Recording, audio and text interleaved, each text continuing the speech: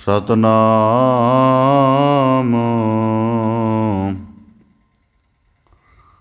ਵਾਹਿਗੁਰੂ ਸਾਹਿਬ ਜੀ। ਕਿਰਪਾ ਕਰੋ ਦੀਨ ਕੇ ਦਾਤੇ,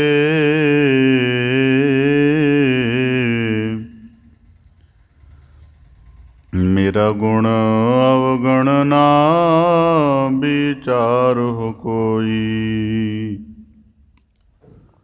ਮਾਟੀ ਕਾ ਕਿਆ ਧੋਪੈ ਸੁਆਮੀ, ਮਾਨਸ ਕੀ ਗਤ ਏਹੀ। ਲੋਭ ਲਹਿਰ ਅਦਨਿਜਰ ਬਾਜੈ, ਕਾਇਆ ਡੂਬੈ ਕੇਸਵਾ। ਸੰਸਾਰ ਸਮੁੰਦੇ ਤਾਰ ਗੋਬਿੰਦੇ, ਤਾਰ ਲੈ ਬਾਪ ਬੀਠਲਾ। ਮਾਤ ਗਰਭ ਮਹਿ ਆਪਨ ਸਿਮਰਨ ਦੇ, ਤਹ ਤੁਮ ਰਾਖਨ ਹਾਰੇ। ਪਾਵਕ ਸਾਗਰ ਅਥਾਹ ਲਹਿਰ ਮਹਿ, ਤਾਰਹੁ ਤਾਰਨ ਹਾਰੇ। ਮਾਧੋ ਤੂੰ ਠਾਕੁਰ ਸਿਰ ਮੋਰਾ, ਈਹਾ ਊਹਾ ਤੁਹਾਰੋ ਥੋਰਾ। ਬੇਸੁਮਾਰ ਅਥਾਹ ਅਗਨਤ ਅਤੁਲੈ, ਜੋ ਬੁਲਾਵੋ ਤਿਉ ਨਾਨਕ ਦਾਸ ਬੋਲੇ। ਸਤਨਾਮ ਵਾਹਿਗੁਰੂ ਸਾਹਿਬ ਜੀ।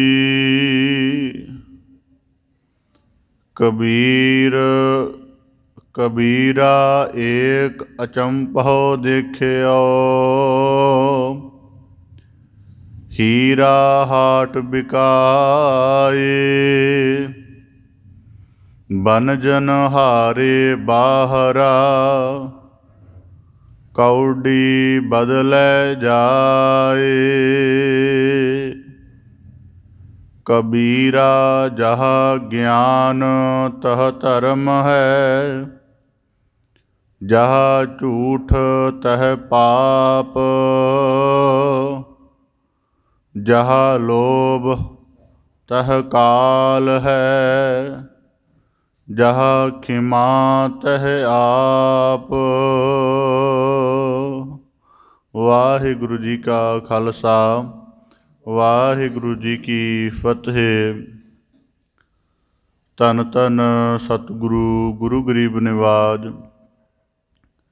ਕਿਰਪਾ ਨਿਧ ਦਇਆ ਨਿਧ ਕਰੁਣਾ ਨਿਧ ਸਤਿਗੁਰੂ ਸ੍ਰੀ ਗੁਰੂ ਗ੍ਰੰਥ ਸਾਹਿਬ ਜੀ ਦੀਨ ਦਇਆਲ ਪਾਤਸ਼ਾਹ, ਤਿਨਾਂ ਦੀ ਅਪਾਰ ਰਹਿਮਤ ਹੈ, ਅਥਾਹ ਬਖਸ਼ਿਸ਼ ਹੈ, ਜੋ ਆਪ ਸਭ ਗੁਰਸਿੱਖ ਸਤਸੰਗੀ ਜਨ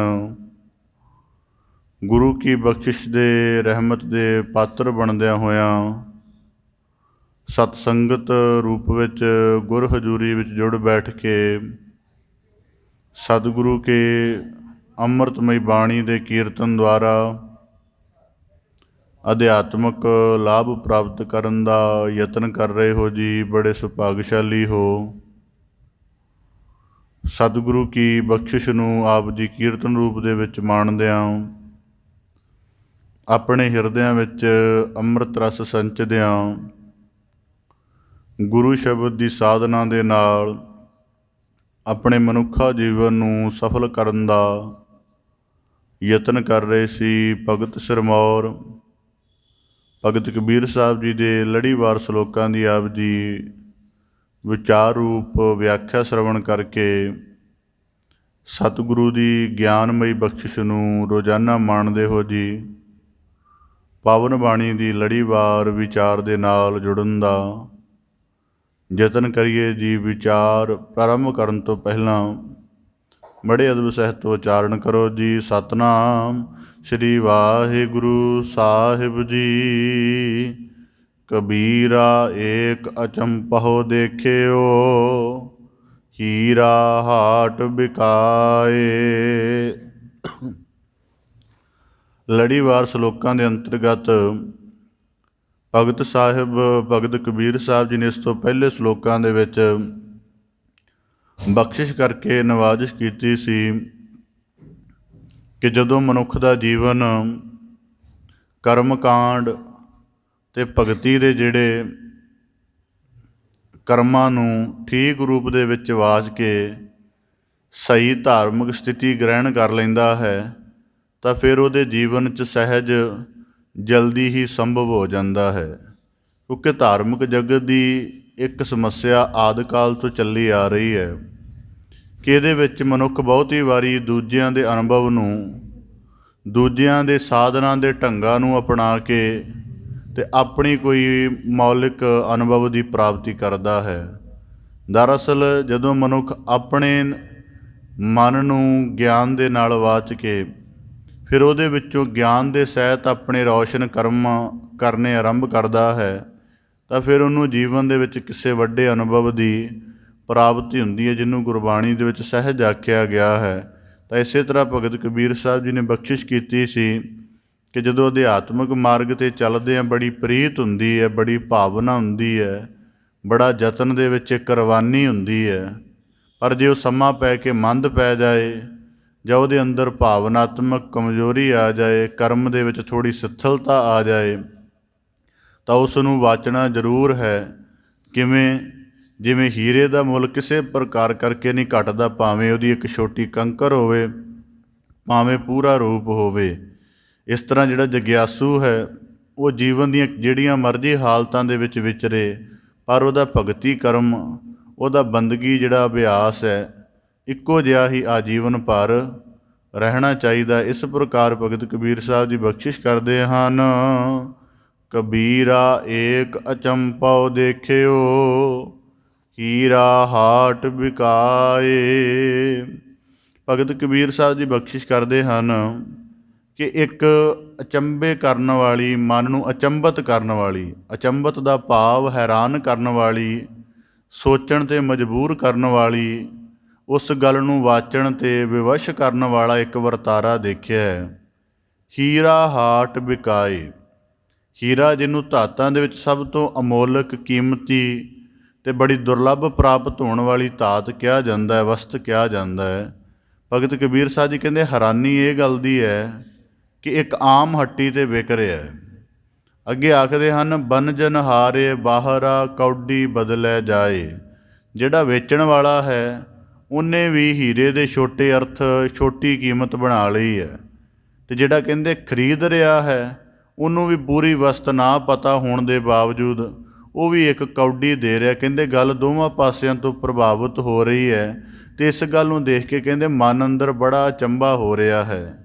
ਹੁਣ ਯਕੀਨਨ ਹੈ ਕਿ ਭਗਤ ਕਬੀਰ ਸਾਹਿਬ ਜੀ ਨੇ ਅਗਰ ਇਸ ਦ੍ਰਿਸ਼ ਦਾ ਵਰਣਨ ਕੀਤਾ ਹੈ ਕਿ ਕਿਸੇ ਦੁਕਾਨ 'ਤੇ ਹੀਰਾ ਵਿਕ ਰਿਹਾ ਹੈ ਤਾਂ ਯਕੀਨਨ ਉਹ ਕਿਸੇ ਜੌਹਰੀ ਦੀ ਦੁਕਾਨ ਅੱਗੋਂ ਗੁਜ਼ਰੇ ਹੋਣਗੇ ਜਾਂ ਉਹਦਾ ਦ੍ਰਿਸ਼ ਉਹਨਾਂ ਦੇ ਖਿਆਲ ਅੰਦਰ ਆਇਆ ਹੋਏਗਾ। ਹੁਣ ਇਸ ਸ਼ਲੋਕ ਨੂੰ ਵਿਚਾਰ ਦੇ ਨੁਕਤੇ ਤੋਂ ਗੁਰੂ ਕਿਰਪਾ ਸਦਕਾ ਸਮਝਣ ਦਾ, ਵਿਚਾਰਨ ਦਾ ਯਤਨ ਕਰੀਏ। ਭਗਤ ਕਬੀਰ ਸਾਹਿਬ ਜੀ ਨੇ ਕਿਹਾ ਏਕ ਅਚੰਪਉ ਦੇਖਿਓ। ਇਸ ਗੱਲ ਨੂੰ ਅਚੰਭੇ ਵਿੱਚ ਲੈ ਰਹੇ ਹਨ ਭਗਤ ਕਬੀਰ ਸਾਹਿਬ ਜੀ। ਅਚੰਭੇ ਦਾ ਭਾਵ ਇਹ ਹੁੰਦਾ ਹੈ ਕਿ ਉਹ ਗੱਲ ਦੇ ਵਰਤਾਰੇ ਨੇ ਦੇਖਣ ਵਾਲੇ ਨੂੰ ਪ੍ਰਭਾਵਿਤ ਕੀਤਾ ਹੈ। ਅਸੀਂ ਕੁਦਰਤ ਦੇ ਵਿੱਚ ਆਲੇ ਦੁਆਲੇ 'ਚ ਇੰਨੀਆਂ ਜ਼ਿਆਦਾ ਜਿਹੜੀਆਂ ਵਰਤਾਰਿਆਂ ਨੂੰ ਦੇਖਦੇ ਹਾਂ, ਪਰ ਸਾਨੂੰ ਅਚੰਭਾ ਨਹੀਂ ਹੁੰਦਾ ਕਿਉਂਕਿ ਸਾਡੀ ਜਿਹੜੀ ਸੁਰਤ ਹੈ ਉਹ ਬੜੀ ਨਿਮਨ ਪੱਧਰ ਦੀ ਹੋ ਗਈ ਹੈ। ਧਰਤੀ 'ਤੇ ਕੋਈ ਵੀ ਜਿੰਨੇ ਵਰਤਾਰੇ ਚੱਲ ਰਹੇ ਨੇ, ਪੰਛੀਆਂ ਦਾ ਸੰਗੀਤ, ਕੁਝ ਵੀ ਹੋਵੇ, ਸਾਨੂੰ ਉਹ ਹੈਰਾਨ ਨਹੀਂ ਕਰਦਾ ਜਾਂ ਆਪਣੀ ਤਰਫ ਆਕਰਸ਼ਿਤ ਨਹੀਂ ਕਰਦਾ ਜਾਂ ਅਸੀਂ ਉੱਥੇ ਰੁਕ ਕੇ ਨਹੀਂ ਟਿਕਦੇ। ਸਾਡੀ ਤਾਂ ਦੌੜ ਇੰਨੀ ਹੈ ਕਿ ਬਗੀਚੇ ਦੇ ਵਿੱਚ ਵੀ ਮਨੁੱਖ ਵੜ ਜਾਵੇ ਅੱਜ ਦੇ ਸਮੇਂ 'ਚ, ਉਹਦੇ ਕਦਮਾਂ ਦੀ ਇੰਨੀ ਤੇਜ਼ੀ ਹੈ, ਫਿਰ ਜਾਣ ਲਈਦਾ ਹੈ ਕਿ ਬੰਦਾ ਅਸਥੈਟਿਕ ਦੇ ਐਕਸਪੀਰੀਅੰਸ ਤੋਂ ਵੀ ਹੋਣਾ ਹੈ। ਨਹੀਂ ਤਾਂ ਫੁੱਲ ਦੀ ਇੱਕ ਛੋਟੀ ਕਲੀ ਦਾ ਹੁਸਨ, ਉਹਦੀ ਸੁੰਦਰਤਾ, ਉਹਦੇ ਉੱਪਰ ਤਰੇਲ ਦੇ ਰੂਪ ਵਿੱਚ ਬਣਿਆ ਹੋਇਆ ਇੱਕ ਮੋਤੀ, ਉਹਨੂੰ ਚੱਲਣ ਕਿੱਥੇ ਦੇਵੇ ਅਗਲੇ ਕਦਮ ਤੱਕ। ਇਸ ਤਰ੍ਹਾਂ ਹੀ ਜਦੋਂ ਭਗਤ ਅਚੰਭਾ ਹੁੰਦਾ ਹੈ, ਅਚੰਭਤ ਹੁੰਦੇ ਹਨ ਭਗਤ ਸਾਹਿਬਾਨ, ਤਾਂ ਉਹਨਾਂ ਦਾ ਜਿਹੜਾ ਅਚੰਭਤ ਹੋਣ ਦਾ ਕਾਰਨ ਗਿਆਨ ਵੀ ਹੁੰਦਾ ਹੈ, ਅਤੇ ਉਹਦੇ ਅੰਦਰ ਜਿਹੜਾ ਗਿਆਨ ਦਾ ਕੋਈ ਪੱਖ ਅਧੂਰਾ ਜਾਂ ਕਿਸੇ ਉਲਟ ਰੂਪ ਵਿੱਚ ਚੱਲ ਰਿਹਾ ਹੁੰਦਾ, ਉਸ ਗੱਲ ਦੀ ਵੀ ਹੈਰਾਨਗੀ ਹੁੰਦੀ ਹੈ। ਤਾਂ ਭਗਤ ਕਬੀਰ ਸਾਹਿਬ ਜੀ ਕਹਿੰਦੇ, ਏਕ ਅਚੰਭਉ ਦੇਖਿਓ, ਇੱਕ ਹੈਰਾਨੀਜਨਕ ਵਰਤਾਰਾ ਦੇਖਿਆ ਜਿਨ੍ਹੇ ਸੋਚਣ 'ਤੇ ਵਿਚਾਰਨ 'ਤੇ ਮਜਬੂਰ ਕਰ ਦਿੱਤਾ। ਹੀਰਾ ਹਾਟ ਵਿਕਾਏ, ਕਿ ਇੱਕ ਹੱਟੀ 'ਤੇ ਹੀਰਾ ਵਿਕ ਰਿਹਾ ਹੈ, ਅਤੇ ਇਹ ਵਿਕ ਰਿਹਾ, ਇਹਦਾ ਹੀਰੇ ਦਾ ਹੱਟੀ ਦੇ ਵਿਕਣ ਦਾ ਕਾਰਨ ਕੀ? ਭਗਤ ਕਬੀਰ ਸਾਹਿਬ ਜੀ ਕਹਿੰਦੇ, ਨਾ ਤਾਂ ਵੇਚਣ ਵਾਲੇ ਨੂੰ ਉਹਦੀ ਪੂਰੀ ਕੀਮਤ ਪਤਾ ਹੈ, ਅਤੇ ਨਾ ਹੀ ਕਹਿੰਦੇ ਇਸ ਤਰ੍ਹਾਂ ਜਿਹੜਾ ਉਹਨੂੰ ਖਰੀਦ ਰਿਹਾ ਉਹਨੂੰ ਪਤਾ। ਇਸ ਗੱਲ ਦੀ ਬੜੀ ਹੈਰਾਨਗੀ ਹੈ ਵੀ ਇੰਨੀ ਕੀਮਤੀ ਵਸਤ ਜਿਹੜੀ ਹੈ, ਐਵੇਂ ਵੇਚਣ ਵਾਲੇ ਦੇ ਵੀ ਹੱਥ ਕੁਝ ਵੀ ਨਹੀਂ ਹੈ, ਖਰੀਦਣ ਵਾਲੇ ਨੂੰ ਵੀ ਕੋਈ ਗਿਆਨ ਨਹੀਂ। ਇਸ ਕਰਕੇ ਇਹਦਾ ਕੀ ਅਰਥ ਭਗਤ ਕਬੀਰ ਸਾਹਿਬ ਜੀ ਪ੍ਰਗਟ ਕਰਦੇ ਹਨ। ਹੁਣ ਭਗਤ ਕਬੀਰ ਸਾਹਿਬ ਜੀ ਕਾਂਚੀ ਵਿਖੇ ਰਹਿੰਦੇ ਹਨ। ਇੱਕ ਗੱਲ ਜ਼ਰੂਰ ਆਪਣੇ ਯਾਦਾਸ਼ਤ ਅੰਦਰ ਟਿਕਾਈ ਰੱਖਣੀ ਕਿ ਸ਼ਲੋਕ ਦੇ ਬਹੁ ਪੱਖੀ ਅਰਥ ਹੁੰਦੇ ਨੇ ਭਾਵੇਂ, ਪਰ ਫਿਰ ਵੀ ਉਹਦੇ ਜਿਹੜੇ ਮੁੱਢਲੇ ਅਰਥ ਹੁੰਦੇ ਹਨ, ਉਹ ਜਿਸ ਸਮੇਂ ਸਥਾਨ ਦੇ ਵਿੱਚ ਉਚਾਰੇ ਗਏ ਹਨ, ਉਹਨਾਂ ਤੋਂ ਸਮਝਣ ਦੇ ਲਈ ਅਸੀਂ ਮਦਦ ਲੈਣੀ ਹੁੰਦੀ। ਜ਼ਰੂਰੀ ਨਹੀਂ ਕਿ ਉਹੀ ਅਰਥ ਨਿਸ਼ਚਿਤ ਕਰ ਦੇਣੇ, ਉਹਦੇ ਤੋਂ ਮਦਦ ਲੈਣੀ ਹੈ। ਹੁਣ ਭਗਤ ਕਬੀਰ ਸਾਹਿਬ ਜੀ ਕਾਂਚੀ ਵਿਖੇ ਰਹਿੰਦੇ ਹਨ। ਕਾਂਚੀ ਵਿਖੇ ਪੰਡਤ ਲੋਕਾਂ ਦੀ ਬੜਾ ਵੱਡਾ ਸਮੂਹ ਰਹਿੰਦਾ ਹੈ, ਜਿਹੜੇ ਰੋਜ਼ਾਨਾ ਧਰਮ ਗ੍ਰੰਥਾਂ ਨੂੰ, ਸ਼ਾਸਤਰਾਂ ਨੂੰ ਪੜ੍ਹਦੇ ਹਨ, ਵਿਚਾਰਦੇ ਹਨ, ਉਹਨਾਂ ਦੇ ਕੀਮਤੀ ਉਪਦੇਸ਼ਾਂ ਨੂੰ, ਅਮੋਲਕ ਉਪਦੇਸ਼ਾਂ ਨੂੰ ਯਾਦ ਕਰਦੇ ਨੇ, ਫਿਰ ਉਹਨਾਂ ਦੀ ਵਿਆਖਿਆ ਬਣਾਉਂਦੇ ਨੇ। ਤਾਂ ਫਿਰ ਭਗਤ ਕਬੀਰ ਸਾਹਿਬ ਜੀ ਇਹ ਸਾਰਾ ਸਿਲਸਿਲਾ ਦੇਖਦੇ ਹਨ। ਕਹਿੰਦੇ ਕਿ ਇੱਕ ਧਾਰਮਿਕ ਗ੍ਰੰਥ ਵਿੱਚੋਂ ਬੜੀ ਮਿਹਨਤ ਦੇ ਨਾਲ ਗਿਆਨ ਦੇ ਮੋਤੀ ਚੁੱਕ ਕੇ, ਹੀਰੇ ਰੂਪ ਮੋਤੀ ਚੁੱਕ ਕੇ ਆਪਣੇ ਪਾਸ ਗਿਆਨ ਦੀ ਰਾਸ ਬਣਾ ਲਈ, ਅਤੇ ਉਹ ਬਣ ਗਏ ਹੀਰੇ ਵਰਗੀ ਪਾਵ। ਉਹਦਾ ਉਂਝ ਕੋਈ ਮੁੱਲ ਨਹੀਂ ਹੈ। ਦੁਨੀਆ ਦੀ ਕੋਈ ਸ਼ੈ ਉਸ ਗਿਆਨ ਦੇ ਕੀਮਤੀ ਉਪਦੇਸ਼ ਦਾ ਮੁੱਲ ਨਹੀਂ ਦੇ ਸਕਦੀ। ਪਰ ਜਿੰਨੇ ਗ੍ਰੰਥਾਂ ਦੇ ਵਿੱਚੋਂ, ਸ਼ਾਸਤਰਾਂ ਦੇ ਵਿੱਚੋਂ ਇਹ ਹੀਰੇ ਰੂਪ ਅਮੋਲਕ ਗਿਆਨ ਪ੍ਰਾਪਤ ਕੀਤਾ ਹੈ, ਪਹਿਲੀ ਤਾਂ ਸਮੱਸਿਆ ਇਹ ਹੋ ਗਈ ਕਿ ਜਦੋਂ ਉਹਨੂੰ ਹੀਰਾ ਪ੍ਰਾਪਤ ਹੋਇਆ, ਉਹਨੂੰ ਇਸ ਗੱਲ ਦਾ ਹੀ ਖਿਆਲ ਭੁੱਲ ਗਿਆ ਕਿ ਇਹ ਬੜੀ ਕੀਮਤੀ ਸ਼ੈ ਹੈ, ਇਸ ਕਰਕੇ ਇਹਨੂੰ ਆਪਣੇ ਪਾਸ ਰੱਖਾਂ। ਕਹਿੰਦੇ ਇਸ ਕਰਕੇ ਇਸ ਗੱਲ ਨੂੰ ਭੁੱਲ ਗਿਆ, ਤਾਂ ਉਹਨੇ ਅਮੋਲਕ ਜਿਹੜਾ ਹੀਰੇ ਰੂਪ ਗਿਆਨ ਹੈ, ਉਹਦੇ ਲਈ ਆਪਣੇ ਪਦਾਰਥਾਂ ਦਾ, ਜੀਵਨ ਦੀਆਂ ਥੋੜ੍ਹੀਆਂ ਬਹੁਤੀ ਮਾਇਕੀ ਲੋੜਾਂ ਦੀ ਪੂਰਤੀ ਦੇ ਲਈ ਉਸ ਗਿਆਨ ਦੇ ਅਮੋਲਕ ਹੀਰੇ ਨੂੰ ਉਪਦੇਸ਼ ਰੂਪ ਦੇ ਵਿੱਚ ਥਾਂ ਥਾਂ ਜੇ ਵੇਚਣਾ, ਥਾਂ ਥਾਂ ਉਹਦੀ ਨੁਮਾਇਸ਼ ਲਗਾਉਣੀ ਸ਼ੁਰੂ ਕਰ ਦਿੱਤੀ ਹੈ। ਅਤੇ ਜਿਹੜੇ ਜੀਵਨ ਦੇ ਗਹਿਰ ਗੰਭੀਰ ਸੂਤਰ ਹਨ, ਉਹਨਾਂ ਨੂੰ ਥੋੜ੍ਹੀਆਂ ਜਿਹੀ ਕੌਡੀਆਂ ਦੇ ਭਾਅ ਵੇਚ ਰਿਹਾ, ਕਿਉਂਕਿ ਜਿੰਨਾ ਪਾਸ ਵੇਚ ਰਿਹਾ ਹੈ ਉਹਨਾਂ ਨੂੰ ਕੋਈ ਸੂਝ ਨਹੀਂ ਹੈ, ਉਹਨਾਂ ਨੂੰ ਕੋਈ ਇਹਦਾ ਭਾਵ ਨਹੀਂ ਹੈ। ਇਸ ਕਰਕੇ ਇਸ ਨੁਕਤੇ ਤੋਂ ਸਤਸੰਗਤ ਦਾ ਵੀ ਇੱਕ ਰੂਪ ਪ੍ਰਗਟ ਹੋ ਜਾਂਦਾ ਹੈ ਕਿ ਕਥਨ ਵਾਲੇ ਨੇ ਆਪਣਾ ਸਿਲਸਿਲਾ ਰੱਖਿਆ ਕਿ ਮੈਂ ਇੰਨੀ ਕੁਮਾਇਆ ਪ੍ਰਾਪਤ ਕਰਨੀ ਹੈ, ਸੁਣਨ ਵਾਲਿਆਂ ਨੇ ਆਪਣਾ ਮਨੋਰਥ ਇੰਨਾ ਕੁ ਰੱਖਿਆ ਕਿ 45-50 ਮਿੰਟ ਗੁਜ਼ਰ ਜਾਣ, ਮਨ ਪਰਚਾ ਹੋ ਜਾਏਗਾ। ਭਗਤ ਕਬੀਰ ਸਾਹਿਬ ਜੀ ਕਹਿੰਦੇ ਦੋਵਾਂ ਤਰਫਾਂ ਤੋਂ ਗੱਲ ਜਿਹੜੀ ਹੈ ਪ੍ਰਭਾਵਿਤ ਹੋ ਰਹੀ, ਇਸ ਕਰਕੇ ਇਸ ਗੱਲ ਨੂੰ ਦੇਖ ਕੇ ਅਚੰਭਾ ਹੋ ਰਿਹਾ। ਹੁਣ ਜਦੋਂ ਭਗਤ ਕਬੀਰ ਸਾਹਿਬ ਜੀ ਨੇ ਕਿਹਾ ਬਨ ਜਨ ਹਾਰੈ ਬਾਹਰਾ, ਉਹਦਾ ਭਾਵ ਹੈ ਕਿ ਗਿਆਨ ਦਾ ਅਮੋਲਕ ਹੀਰਾ ਪ੍ਰਾਪਤ ਕੀਤਾ। ਹੁਣ ਜਿਵੇਂ ਠੀਕ ਹੈ ਕਿ ਹੀਰੇ ਦੀ ਪਛਾਣ ਇੱਕ ਖਾਸ ਜੌਹਰੀ ਨੂੰ ਹੁੰਦੀ ਹੈ, ਜਣੇ ਖਣੇ ਨੂੰ ਨਹੀਂ ਹੋ ਸਕਦੀ। ਇਸ ਕਰਕੇ ਭਗਤ ਕਬੀਰ ਸਾਹਿਬ ਜੀ ਕਹਿੰਦੇ ਜਿਨ੍ਹੇ ਗਿਆਨ ਰੂਪ ਹੀਰੇ ਨੂੰ ਪਛਾਣਿਆ, ਆਪਣੇ ਪਾਸ ਰੱਖਿਆ, ਉਹ ਇਹਦੀ ਕੀਮਤ ਤੋਂ ਜਾਣਦਾ ਸੀ ਕਿ ਇਹਦੀ ਆਮ ਕੀਮਤ ਨਹੀਂ ਹੈ, ਇਹ ਆਮ ਜਗ੍ਹਾ ਵੰਜਣ ਵਾਲੀ ਵਸਤ ਨਹੀਂ ਹੈ ਕਿ ਕੋਈ ਕੱਚ ਆਦਿ ਵਾਂਗ ਗਲੀ ਗਲੀ ਵੇਚਦਾ ਫਿਰਾਂ। ਇਹ ਤਾਂ ਕੋਈ ਖਾਸ ਉੱਚੇ ਮੁਕਾਮ 'ਤੇ, ਕਿਸੇ ਨਿਸ਼ਚਿਤ ਸਥਾਨ 'ਤੇ, ਜਿੱਥੇ ਠੀਕ ਰੂਪ ਦੇ ਵਿੱਚ ਜਗਿਆਸੂ ਹੋਣ, ਉਹ ਨਹੀਂ ਕਿ ਸੰਗਤ ਦੇ ਨੁਕਤੇ ਤੋਂ ਮਨ ਪਰਚਾ ਕਰਨ ਵਾਲੇ ਬੈਠੇ ਹੋਣ, ਗੱਲ ਦੀ ਗਹਿਰਾਈ ਦੇ ਨਾਲ ਵਾਸਤਾ ਹੀ ਨਾ ਹੋਵੇ, ਬਸ ਮਨ ਦੇ ਵਿੱਚ ਇੱਕ ਦ੍ਰਿਸ਼ਟੀਕੋਣ ਬਣਾਇਆ ਹੋਵੇ ਕਿ 45 ਮਿੰਟ ਗੁਜਰਾਨ ਕਰਨੇ ਨੇ। ਤਾਂ ਭਗਤ ਕਬੀਰ ਸਾਹਿਬ ਜੀ ਕਹਿੰਦੇ ਇਸ ਕਰਕੇ ਜਿੰਨੇ ਪਹਿਲਾਂ ਗਿਆਨ ਰੂਪ ਰਤਨ ਪ੍ਰਾਪਤ ਕੀਤਾ, ਪਹਿਲਾਂ ਤਾਂ ਉਹਨੇ ਹੀ ਉਹਦੇ ਨਾਲ ਇਮਾਨਦਾਰੀ ਨਹੀਂ ਕੀਤੀ ਕਿ ਇਹ ਵਸਤ ਅਮੋਲਕ ਹੈ, ਇਹਨੂੰ ਥਾਂ ਥਾਂ ਵੇਚਣਾ ਜਾਂ ਆਪਣੇ ਛੋਟੇ ਅਰਥਾਂ ਦੀ ਪੂਰਤੀ ਦੇ ਲਈ ਇਹਨੂੰ ਥਾਂ ਥਾਂ ਕਿਸੇ ਤਰੀਕੇ ਨਾਲ ਵੰਡਣਾ ਇਹ ਅਣਉਚਿਤ ਗੱਲ ਹੈ, ਮਰਜ਼ਾਦਾ ਤੋਂ ਬਾਹਰ ਗੱਲ ਹੈ। ਤਾਂ ਭਗਤ ਕਬੀਰ ਸਾਹਿਬ ਜੀ ਕਹਿੰਦੇ ਇਸ ਕਰਕੇ ਥੋੜ੍ਹੇ ਜਿਹੇ ਪਦਾਰਥਾਂ ਦੇ ਲਾਭ ਹਿੱਤ ਆਪਣੇ ਗਿਆਨ ਦੀ ਅਮੋਲਕ ਕਮਾਈ ਨੂੰ ਥਾਂ ਥਾਂ ਵੰਡਦਾ ਫਿਰਦਾ ਹੈ। ਇਸ ਕਰਕੇ ਜੇ ਪਹਿਲੀ ਗੱਲ ਜਿਨ੍ਹਾਂ ਨੂੰ ਵੇਚ ਰਿਹਾ ਹੈ ਉਹਨਾਂ ਨੂੰ ਗਿਆਨ ਨਹੀਂ ਹੈ, ਇਸ ਕਰਕੇ ਜੇ ਉਹਨਾਂ ਨੂੰ ਵੇਚ ਵੀ ਦਿੰਦਾ ਤਾਂ ਹੀਰੇ ਦਾ ਮੁੱਲ ਬਾਅਦ ਦੇ ਵਿੱਚ ਕੌਡੀ ਪ੍ਰਾਪਤ ਹੁੰਦਾ। ਭਗਤ ਕਬੀਰ ਸਾਹਿਬ ਜੀ ਕਹਿੰਦੇ ਇਸ ਗੱਲ ਨੂੰ ਦੇਖ ਕੇ ਅਚੰਭਾ ਹੋ ਰਿਹਾ ਕਿ ਜਗਤ ਵਿੱਚ ਇਹ ਸਿਲਸਿਲਾ ਚੱਲ ਕੀ ਰਿਹਾ ਹੈ। ਹੁਣ ਇਸ ਸ਼ਲੋਕ ਨੂੰ ਹੋਰ ਵਿਚਾਰ ਦੇ ਨੁਕਤੇ ਤੋਂ ਸਮਝੀਏ ਤਾਂ ਇਹਦਾ ਭਾਵ ਸਪਸ਼ਟ ਹੁੰਦਾ ਹੈ। ਹੁਣ ਭਗਤ ਕਬੀਰ ਸਾਹਿਬ ਜੀ ਨੇ ਸ਼ਬਦ ਵਰਤਿਆ ਬਨਜਨ ਹਾਰੇ ਬਾਹਰਾ। ਇਹਦਾ ਭਾਵ ਹੈ ਕਿ ਜਿਨ੍ਹੇ ਗਿਆਨ ਦੇ ਅਮੋਲਕ ਧਨ ਨੂੰ ਪ੍ਰਾਪਤ ਕੀਤਾ ਉਹਨੇ ਉਹਦੀ ਕਮਾਈ ਤਾਂ ਸਾਰੀ ਕੀਤੀ, ਪਰ ਉਹਦੇ ਜੀਵਨ 'ਚ ਹੰਡਾਉਣ ਕਰਕੇ ਉਹਦੀ ਕੀਮਤ ਦਾ ਗਿਆਨ ਨਾ ਪੈਦਾ ਹੋਇਆ। ਮਤਲਬ ਇਹ ਹੈ ਕਿ ਜਿਵੇਂ ਧਰਮ ਗ੍ਰੰਥ ਨੂੰ ਪੜ੍ਹਿਆ, ਕਿਸੇ ਵੀ ਧਰਮ ਗ੍ਰੰਥ ਨੂੰ, ਉਹਦੇ ਵਿੱਚੋਂ ਕੋਈ ਉਪਦੇਸ਼ ਸ਼ਰਵਣ ਕੀਤਾ, ਪੜ੍ਹਿਆ, ਉਹਨੂੰ ਵਿਚਾਰ ਕੇ ਜਿਹੜਾ ਉਹਨੂੰ ਵੱਡਾ ਅਨੁਭਵ ਪ੍ਰਾਪਤ ਹੋਇਆ, ਉਸ ਅਨੁਭਵ ਦੇ ਨਾਲ ਜੀਵਨ ਦੇ ਵਿੱਚ ਵੱਡਾ ਸਕੂਨ ਪ੍ਰਾਪਤ ਹੋਇਆ। ਇਸ ਵਸਤ ਦੀ ਕੀਮਤ ਕੋਈ ਨਹੀਂ ਸੀ, ਪਰ ਬਾਅਦ ਦੇ ਵਿੱਚ ਸੋਚਿਆ ਕਿ ਬਾਹਰਾ ਕੀਮਤ ਤੋਂ ਅਣਜਾਣ ਹੋਣ ਕਰਕੇ ਇੱਕ ਪਾਸੇ ਉਸ ਅਨੁਭਵ ਨੂੰ ਕਮਾਇਆ ਅਤੇ ਜੀਵਨ ਦੇ ਵਿੱਚ ਬੜਾ ਵੱਡਾ ਆਨੰਦ ਵਾਪਰਿਆ ਹੈ, ਪਰ ਫਿਰ ਵੀ ਮਨ ਬਾਹਰਾ ਹੋਣ ਕਰਕੇ, ਅਣਜਾਣ ਹੋਣ ਕਰਕੇ ਸਮਝਿਆ ਕਿ ਇਹਦੀ ਕਿੰਨੀ ਕੁ ਕੀਮਤ ਹੋ ਸਕਦੀ ਹੈ। ਫਿਰ ਇਹਨੂੰ ਕਥਨੀ ਦਾ ਪਾਠ ਬਣਾ ਕੇ ਅਤੇ ਭਗਤ ਕਬੀਰ ਸਾਹਿਬ ਜੀ ਕਹਿੰਦੇ ਬਾਜ਼ਾਰ ਵਿੱਚ ਵੇਚਣ ਤੁਰ ਪਿਆ ਅਤੇ ਉਹਨਾਂ ਲੋਕਾਂ ਪਾਸ ਜਿਨ੍ਹਾਂ ਨੂੰ ਇਹਦੀ ਕੋਈ ਸੂਝ ਨਹੀਂ ਹੈ। ਤਾਂ ਕਰਕੇ ਇੱਕ ਭਗਤ ਕਬੀਰ ਸਾਹਿਬ ਜੀ ਦਾ ਸ਼ਲੋਕ ਆਉਂਦਾ ਹੈ, ਰਾਮ ਪਦਾਰਥ ਪਾਏ ਕਹਿ ਕਬੀਰਾ ਗਾਂਠ ਨਾ ਖੋਲ, ਨਹੀਂ ਪੱਟਣ ਨਹੀਂ ਪਾਰਖੂ, ਨਹੀਂ ਗਾਹਕ ਨਹੀਂ ਮੋਲ। ਦਾ ਭਾਵ ਕੀ ਹੈ ਕਿ ਪੰਡਿਤ ਗਿਆਨ ਦੇ ਉਪਦੇਸ਼ ਵਿਚਾਰ ਕੇ ਜਿਨ੍ਹਾਂ ਨੂੰ ਉਪਦੇਸ਼ ਕਰ ਰਿਹਾ ਹੈ ਜਾਂ ਆਪਣੇ ਲਾਭ ਹਿੱਤ ਉਹਨਾਂ ਨੂੰ ਕਥਨੀ ਕਰ ਰਿਹਾ ਹੈ, ਜਿਨ੍ਹਾਂ ਨੂੰ ਕਰ ਰਿਹਾ ਉਹਨਾਂ ਦਾ ਜੀਵਨ ਸੰਸਾਰ ਵਿੱਚ ਬੁਰੀ ਤਰ੍ਹਾਂ ਫਸਿਆ ਹੋਇਆ ਹੈ। ਜਿਨ੍ਹਾਂ ਦਾ ਜੀਵਨ 23 ਘੰਟੇ ਸੰਸਾਰ ਦੀ ਦੌੜ ਵੱਲ ਲੱਗਦਾ ਹੈ, ਜੋ 1 ਘੰਟਾ ਅਧਿਆਤਮ ਵੱਲ ਦੇ ਵੀ ਰਹੇ ਹਨ, ਤਾਂ ਇਹਦਾ ਕੋਈ ਐਡਾ ਅਰਥ ਨਹੀਂ ਕਿ ਉਹ ਬਹੁਤ ਵੱਡੇ ਅਧਿਆਤਮੀ ਹੋ ਗਏ ਹਨ। ਦਰਅਸਲ ਉਹ ਧਰਮ ਦੇ ਨੁਕਤੇ ਤੋਂ ਇੰਨਾ ਕੁ ਰੂਪ ਧਾਰਨ ਕਰਦੇ ਜਾ ਰਹੇ ਹਨ ਕਿ ਚਲੋ ਕੁਝ ਸਮਾਂ ਬੈਠਿਆ ਜਾਵੇ। ਅੱਜ ਅਧਿਆਤਮ ਦੀ ਇੰਨੀ ਚਰਚਾ ਹੈ, ਦੇਖੋ TV ਦੇਖੋ, ਮੋਬਾਈਲ ਦੇਖੋ, ਗੁਰਦੁਆਰੇ ਦੇਖੋ, ਸਮਾਗਮ ਦੇਖੋ, ਥਾਂ ਥਾਂ ਵੱਡੀਆਂ ਵਰਕਸ਼ਾਪਾਂ ਲੱਗਦੀਆਂ ਨੇ ਅਧਿਆਤਮ ਦੀਆਂ, ਜਿਹੜੇ ਕਾਉਂਸਲਿੰਗ ਕੈਂਪ ਲੱਗਦੇ ਨੇ, ਪਤਾ ਨਹੀਂ ਕਿੰਨਾ ਕੁਝ ਚੱਲ ਰਿਹਾ ਹੈ। ਪਰ ਮਨੁੱਖ ਦੇ ਜੀਵਨ ਦੀ ਗਤੀ ਸਭ ਤੋਂ ਨਿਮਨ ਪੱਧਰ 'ਤੇ ਇਸ ਯੁੱਗ ਵਿੱਚ ਹੈ। ਨਾ ਨੈਤਿਕਤਾ ਹੈ, ਨਾ ਧਰਮ ਦੀ ਮਰਜ਼ਾਦਾ ਹੈ, ਨਾ ਮਨੁੱਖਾਂ ਦਾ ਸੱਚਾ ਸੁੱਚਾ ਆਚਰਣ ਹੈ, ਨਾ ਮਨੁੱਖ ਦੇ ਕੋਲੋਂ ਆਪਣੇ ਮਨ ਦੀ ਦੀਰਘ ਸਮਝ ਹੈ। ਪਰ ਅਧਿਆਤਮ ਦੀ ਚਰਚਾ ਬੜੀ ਵੱਡੀ ਹੈ। ਕਿਉਂ? ਬਹੁਤ ਵੱਡਾ ਧੰਦਾ ਚੱਲ ਰਿਹਾ ਹੈ। ਜਿਨ੍ਹਾਂ ਨੇ ਕੁਝ ਅਨੁਭਵ ਕਮਾਏ ਨੇ ਉਹ ਉਸ ਅਨੁਭਵ ਨੂੰ ਕੋਲ ਰੱਖ ਕੇ ਹੰਡਾਉਣ ਦੀ ਬਜਾਏ ਉਹਨੂੰ ਗਲੀ ਵੇਚਣ ਤੁਰ ਪਏ ਨੇ। ਇਸ ਕਰਕੇ ਥਾਂ ਥਾਂ ਇਸ ਤਰ੍ਹਾਂ ਦੀ ਨੁਮਾਇਸ਼ਾਂ ਮਿਲ ਜਾਂਦੀਆਂ ਨੇ।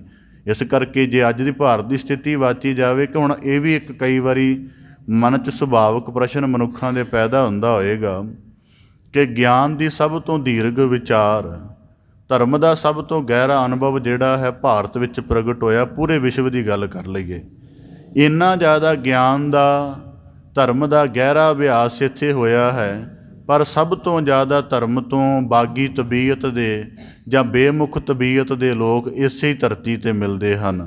ਇਹਦਾ ਕਾਰਨ ਕੀ ਹੈ ਕਿ ਗਿਆਨ ਜਿਹੜਾ ਸੀ, ਜਿੰਨੇ ਹੀਰਾ ਬਣਜਿਆ, ਜਿੰਨੇ ਹੀਰੇ ਨੂੰ ਗਿਆਨ ਦੀਆਂ ਖਾਣਾਂ ਦੇ ਵਿੱਚੋਂ, ਬੜੀਆਂ ਡੂੰਘੀਆਂ ਦੇ ਵਿੱਚੋਂ ਪ੍ਰਾਪਤ ਕੀਤਾ, ਉਹਨੇ ਇਹਨੂੰ ਪ੍ਰਾਪਤ ਕਰਦਿਆਂ ਤਾਂ ਮਿਹਨਤ ਪੂਰੀ ਕੀਤੀ, ਪਰ ਇਸ ਗੱਲ ਦੇ ਵਿੱਚ ਭਰਮ ਪੈ ਗਿਆ ਕਿ ਹੁਣ ਅਮੋਲਕ ਹੈ। ਇਸ ਕਰਕੇ ਜਦੋਂ ਪਹਿਲੇ ਸਮਿਆਂ ਦੇ ਵਿੱਚ ਜਦੋਂ ਅਧਿਆਤਮ ਚੱਲਦਾ ਸੀ ਤਾਂ ਉਹਦੀ ਚਰਚਾ ਕਦੇ ਹੁੰਦੀ ਸੀ, ਇੰਨੀ ਜ਼ਿਆਦਾ ਹੁੰਦੀ ਸੀ ਕਿ ਕੋਈ ਨਾ ਸੰਤ ਸ਼ਾਇਦ ਆਪ ਜੀ ਸ਼ਹਿਰੀ ਮਾਹੌਲ 'ਚ ਰਹੇ ਹੋ, ਮੈਂ ਪੇਂਡੂ ਮਾਹੌਲ 'ਚ ਰਿਹਾ, ਉਹਦੇ ਵਿੱਚ ਕੋਈ ਸੰਤ ਮੰਡਲੀਆਂ ਸਾਲ 6 ਮਹੀਨੇ ਬਾਅਦ ਕਿਸੇ ਨਗਰ ਵਿੱਚ ਆਉਂਦੀਆਂ ਸਨ, ਤਾਂ ਉਹ 5-7 ਦਿਨ ਕੇਵਲ ਗਿਆਨ ਚਰਚਾ ਕਰਦੀਆਂ ਸਨ, ਲੋਕਾਂ ਨੂੰ ਉਪਦੇਸ਼ ਆਦਿਕ ਦਿੰਦੇ ਸਨ, ਫਿਰ ਅਗਲੇ ਨਗਰ ਤੁਰ ਜਾਂਦੇ ਸਨ। ਇਸ ਤਰ੍ਹਾਂ ਦਾ ਰੋਜ਼ਾਨਾ ਵਾਲਾ ਸਿਲਸਿਲਾ ਨਹੀਂ ਸੀ। ਇਹ ਰੋਜ਼ਾਨਾ ਵਾਲੇ ਸਿਲਸਿਲੇ ਦੀ ਵੀ ਆਪਣੀ ਇੱਕ ਸਕਾਰਾਤਮਕਤਾ ਹੈ, ਪਰ ਭਗਤ ਕਬੀਰ ਸਾਹਿਬ ਜੀ ਕਹਿ ਰਹੇ ਨੇ ਕੌਡੀ ਬਦਲਿਆ ਜਾਏ। ਇਸ ਕਰਕੇ ਜਿਹਦੇ ਅੰਦਰ ਜਗਿਆਸਾ ਹੀ ਨਹੀਂ ਹੈ। ਹੁਣ ਜਗਿਆਸਾ ਦਾ ਭਾਵ ਕੀ? ਜਿਹੜਾ ਮਨੁੱਖ ਸਤ ਸੰਗਤ ਵਿੱਚ ਆ ਕੇ ਬੈਠਾ, ਇਹਨੂੰ ਪੁੱਛਿਆ ਜਾਵੇ ਕਿਉਂ ਬੈਠਾ ਆ ਕੇ, ਸੁਭਾਵਿਕ ਪੁੱਛਿਆ ਜਾਏ, ਕਿਸੇ ਪਾਸ ਕੋਈ ਉੱਤਰ ਨਹੀਂ ਹੋਏਗਾ ਕਾਹਦੇ ਲਈ ਆਇਆ। ਬਸ ਇੰਨਾ ਕਹਿ ਸਕਦਾ ਜੀ ਗੁਰੂਦੁਆਰਾ ਆਉਣਾ ਚਾਹੀਦਾ ਹੈ, ਕਥਾ ਸੁਣਨੀ ਚਾਹੀਦੀ ਹੈ। ਠੀਕ ਗੱਲ ਹੈ, ਸੁਣਨੀ ਚਾਹੀਦੀ ਹੈ, ਪਰ ਇਸ ਸੁਣਨ ਦਾ ਕਾਰਨ ਕੀ ਹੈ? ਜਿਹੜੀ ਤੂੰ ਸੁਣਨ ਦੇ ਉੱਪਰ ਐਨਰਜੀ ਲਾਉਣੀ ਆ, ਸਮਾਂ ਲਗਾਉਣਾ ਹੈ, ਆਪਣਾ ਸਮਾਂ ਕੱਢ ਕੇ, ਇਹਦਾ ਵੱਡਾ ਅਰਥ ਕੀ ਹੈ? ਇਹ ਤਾਂ ਸਭ ਨੂੰ ਪਤਾ ਹੈ ਕਿ ਗੁਰੂ ਦੁਆਰ ਆਉਣਾ ਚਾਹੀਦਾ, ਕਥਾ ਸੁਣਨੀ ਚਾਹੀਦੀ ਹੈ, ਪਰ ਵੱਡਾ ਅਰਥ ਕੀ ਹੈ? ਫਿਰ ਜਿਹੜਾ ਜਗਿਆਸਾ ਵਾਲਾ ਹੋਏਗਾ ਉਹ ਕਹੇਗਾ ਕਿ ਮੈਂ ਇਸ ਗੱਲ ਨੂੰ ਜਾਣਦਾ ਕਿ ਮਨ ਮਾਇਆ ਤੋਂ ਬੜਾ ਪ੍ਰਭਾਵਿਤ ਹੁੰਦਾ ਹੈ, ਜਾਂ ਇਸ ਸੰਸਾਰ ਦੇ ਵਿੱਚ ਵਿਕਾਰ ਦੀਆਂ ਬੜੀਆਂ ਪ੍ਰਬਲ ਲਹਿਰਾਂ ਨੇ, ਜਾਂ ਇਸ ਮਨੁੱਖਾ ਜੀਵਨ ਦਾ ਮਨੋਰਥ ਪ੍ਰਭੂ ਦੇ ਨਾਲ ਅਭੇਦ ਹੋਣਾ, ਜੀਵਨ ਮੁਕਤੀ ਪ੍ਰਾਪਤ ਕਰਨਾ ਹੈ, ਅਤੇ ਇਹਨਾਂ ਸਾਰੇ ਕਾਰਨਾਂ ਦੇ ਲਈ ਸ਼ਬਦ ਦਾ ਗਹਿਰਾ ਗਿਆਨ ਚਾਹੀਦਾ ਹੈ। ਉਹ ਹੋਰ ਕਿਤੋਂ ਨਹੀਂ ਮਿਲ ਸਕਦਾ, ਕਾਲਜ ਯੂਨੀਵਰਸਿਟੀ ਕਿਤੋਂ ਨਹੀਂ ਮਿਲ ਸਕਦਾ, ਅਤੇ ਗੁਰੂ ਕੋਲ ਇਹ ਗਿਆਨ ਪਿਆ ਹੋਇਆ ਹੈ, ਅਤੇ ਕਥਾ ਦੁਆਰਾ ਉਸ ਗਿਆਨ ਦੀ ਰਾਸ ਨੂੰ ਕਮਾਉਣ ਆਉਂਦਾ ਹਾਂ, ਤਾਂ ਕਿ ਜਦੋਂ ਮੇਰੇ ਪੱਲੇ ਹੋ ਜਾਵੇ ਅਤੇ ਫਿਰ ਮੈਂ ਆਪਣੇ ਜੀਵਨ ਨੂੰ ਗਿਆਨ ਦੇ ਸਹਿਤ ਰੌਸ਼ਨ ਕਰ ਲਵਾਂ। ਜੇ ਤਾਂ ਇਸ ਤਰ੍ਹਾਂ ਦੀ ਜਗਿਆਸਾ ਹੈ, ਫਿਰ ਤਾਂ ਇਸ ਤਰ੍ਹਾਂ ਦੇ ਇਹੋ ਜਿਹੇ ਜਗਿਆਸੂ ਹੀ ਸਤਸੰਗੀ ਹੁੰਦੇ ਨੇ। ਇਹ ਵੀ ਗੱਲ ਯਾਦ ਰੱਖਣਾ ਕਿ ਜਿਹਦੇ ਅੰਦਰ ਜਗਿਆਸਾ ਨਹੀਂ, ਉਹ ਸਤਸੰਗੀ ਵੀ ਨਹੀਂ ਹੋ ਸਕਦਾ। ਉਹ ਠੀਕ ਆ, ਧਾਰਮਿਕ ਕਰਨ ਵਰਨ ਵਾਲਾ ਇੱਕ ਸਧਾਰਨ ਇਨਸਾਨ ਹੋ ਸਕਦਾ। ਜੇ ਜਗਿਆਸਾ ਹੋਵੇ ਤਾਂ ਬੰਦਾ ਤਣਿਆ ਰਹਿੰਦਾ ਹੈ। ਤਣਿਆ ਦਾ ਮਤਲਬ ਉਹਦੀ ਸੁਰਤ ਖੁੱਭੀ ਰਹਿੰਦੀ ਹੈ। ਤਾਂ ਭਗਤ ਕਬੀਰ ਸਾਹਿਬ ਜੀ ਕਹਿੰਦੇ ਬਨਜਨ ਹਾਰੇ ਬਾਹਰਾ। ਹੁਣ ਦੋਵੇਂ ਪੱਖਾਂ ਦੀ ਗੱਲ ਕੀਤੀ ਭਗਤ ਕਬੀਰ ਸਾਹਿਬ ਜੀ ਨੇ। ਬਨਜਨ ਹਾਰੇ ਕਿ ਹੀਰੇ ਦੀ ਸਾਰ ਜਾਣ ਲਈ ਪਤਾ ਵੀ ਸੀ ਇਹ ਅਮੋਲਕ ਹੈ, ਅਤੇ ਇਹ ਵੀ ਪਤਾ ਸੀ ਇਹਦੇ ਗਾਹਕ ਕਿਹੜੇ ਨੇ ਅਤੇ ਕਿੱਥੇ ਜਾ ਕੇ ਇਹਦੀ ਗੱਲ ਕੀਤੀ ਜਾਣੀ ਚਾਹੀਦੀ ਹੈ। ਪਰ ਕਹਿੰਦੇ ਇਸ ਗੱਲ ਦੇ ਪ੍ਰਤੀ ਇਮਾਨਦਾਰ ਨਾ ਰਿਹਾ ਅਤੇ ਆਪਣੇ ਥੋੜ੍ਹੇ ਜਿਹੇ ਪਦਾਰਥਕ ਹਿੱਤਾਂ ਦੇ ਲਈ ਉਹਦੀ ਥਾਂ ਥਾਂ ਚਰਚਾ ਕਰਦਾ ਫਿਰਦਾ ਹੈ, ਅਤੇ ਜਿਹੜੇ ਅਧਿਆਤਮ ਦੇ ਗਹਿਰੇ ਉਪਦੇਸ਼ ਨੇ ਇੰਝ ਹੀ ਵੰਡੀ ਜਾ ਰਿਹਾ, ਜਿਹਦੀ ਕੌਡੀਆਂ ਦੇ ਬਦਲੇ। ਕਹਿੰਦੇ ਫਿਰ ਜਿਨ੍ਹਾਂ ਨੂੰ ਵੰਡਦਾ ਉਹ ਵੀ ਅੱਗੋਂ ਕੌਡੀਆਂ ਦੇ ਰਹੇ ਨੇ। ਉਨੀ ਵਸਤੂ ਦੇ ਰਹੇ, ਇੱਕ ਪ੍ਰਮਾਣ ਆਪਦੇ ਸਨਮੁਖ ਰੱਖਾਂ। ਕਹਿੰਦੇ ਕੋਈ ਇੱਕ ਕੂੜਾ ਚੁਗਣ ਵਾਲਾ ਬੰਦਾ ਕੂੜਾ ਚੁਗ ਰਿਹਾ ਸੀ, ਉਹਨੂੰ ਇੱਕ ਕੀਮਤੀ ਪੱਥਰ ਲੱਭ ਗਿਆ। ਕਹਿੰਦਾ ਬੜਾ ਚੰਗਾ ਲੱਗਦਾ, ਚਲੋ ਨਿਆਣਿਆਂ ਨੂੰ ਦੇ ਦਿਆਂਗੇ, ਖੇਡਣਗੇ ਘਰੇ ਜਾ ਕੇ। ਘਰੇ ਦੇ ਦਿੱਤਾ, ਉੱਥੇ ਖੇਡਦਾ ਰਿਹਾ। ਕੋਈ ਸਬਜ਼ੀ ਆਦਿਕ ਵੇਚਣ ਵਾਲਾ ਉਸ ਗਲੀ ਦੇ ਵਿੱਚ ਆਇਆ, ਉਹਨੂੰ ਬੜਾ ਚੰਗਾ ਲੱਗਿਆ, ਕਹਿਣ ਲੱਗਾ ਕਿ ਇਹ ਪੱਥਰ ਜਾਂ ਮੈਨੂੰ ਦੇ ਸਕਦਾ?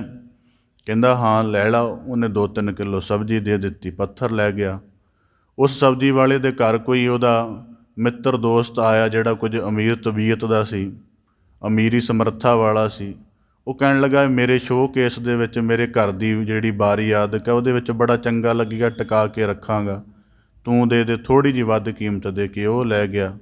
ਉਸ ਅਮੀਰ ਦੋਸਤ ਦੇ ਘਰ ਕੋਈ ਇੱਕ ਬਹੁਤ ਵੱਡਾ ਵਪਾਰੀ ਧਨਾਢ ਆਇਆ।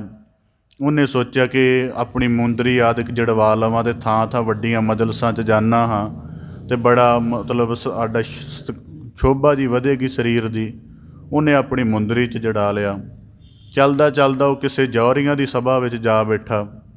ਉਹ ਜੌਹਰੀ ਜਿਹੜੇ ਸਨ ਉਹ ਕੇਵਲ ਸੋਨੇ ਆਦਿਕ ਨੂੰ ਪਰਖਣ ਵਾਲੇ ਸਨ। ਉਹਨਾਂ ਕਿਹਾ ਕੋਈ ਕੀਮਤੀ ਧਾਤ ਲੱਗਦੀ ਹੈ। ਉਹਨਾਂ ਨੇ ਵੀ ਕਾਫੀ ਮੁੱਲ ਦੇ ਕੇ ਲੈ ਲਈ।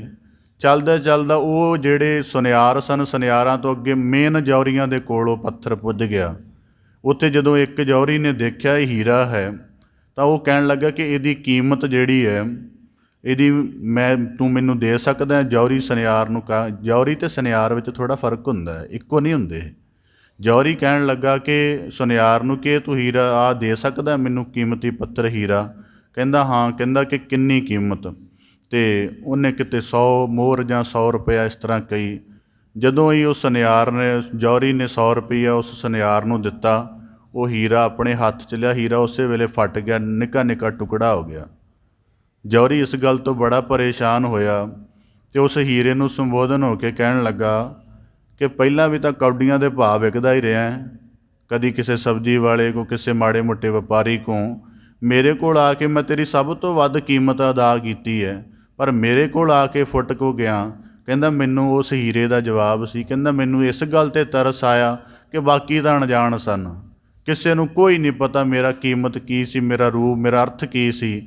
ਤੈਨੂੰ ਪੂਰੀ ਪਤਾ ਸੀ ਅਤੇ ਤੂੰ 100 ਰੁਪਈਆ ਦਰਸ਼ਨੀ ਭੇਟਾ ਕਹਿਣੀ ਚਾਹੀਦੀ ਸੀ, ਪਰ ਤੂੰ 100 ਰੁਪਈਆ ਮੇਰੀ ਕੀਮਤ ਨਿਸ਼ਚਿਤ ਕਰ ਦਿੱਤੀ। ਇਸ ਕਰਕੇ ਤੇਰੀ ਇਸ ਮੱਤ ਦੇ ਉੱਪਰ ਮੈਨੂੰ ਬੜਾ ਤਰਸ ਆਇਆ, ਤਾਂ ਕਰਕੇ ਤੇਰੀ ਇਸ ਹੀਣੀ ਮੱਤ ਕਰਕੇ ਮੈਂ ਟੁੱਟ ਗਿਆ ਹਾਂ। ਇਹਦਾ ਭਾਵ ਕੀ ਹੈ ਕਿ ਜਿਹੜੇ ਸੰਚ ਰਹੇ ਨੇ, ਜਿਹੜੇ ਗਿਆਨ ਦੀ ਵਿਚਾਰ ਕਰਕੇ ਸਾਰਾ ਦਿਨ ਧਰਮ ਸ਼ਾਸਤਰਾਂ ਦੇ ਵਿੱਚ ਰਹਿ ਕੇ ਉਹਨਾਂ ਨੂੰ ਬੜਾ ਦੀਰਘ ਵਿਚਾਰਦੇ ਨੇ, ਆਪਣੀ ਬੁੱਧੀ ਦਾ ਸਾਰਾ ਤਾਣ ਲਗਾਉਂਦੇ ਨੇ, ਇੱਥੋਂ ਤੱਕ ਕਿ ਆਪਣੇ ਜੀਵਨ ਦੀ ਸਾਰੀ ਪ੍ਰੈਕਟਿਸ ਨੂੰ ਵੀ ਉਹਦੇ ਵਿੱਚ ਹੀ ਪਾਇਆ, ਦੁਨੀਆ ਦੀ ਦੂਜੀ ਗੱਲ ਦੀ ਵੀ ਖਿਆਲ ਨਹੀਂ ਰਹਿੰਦਾ।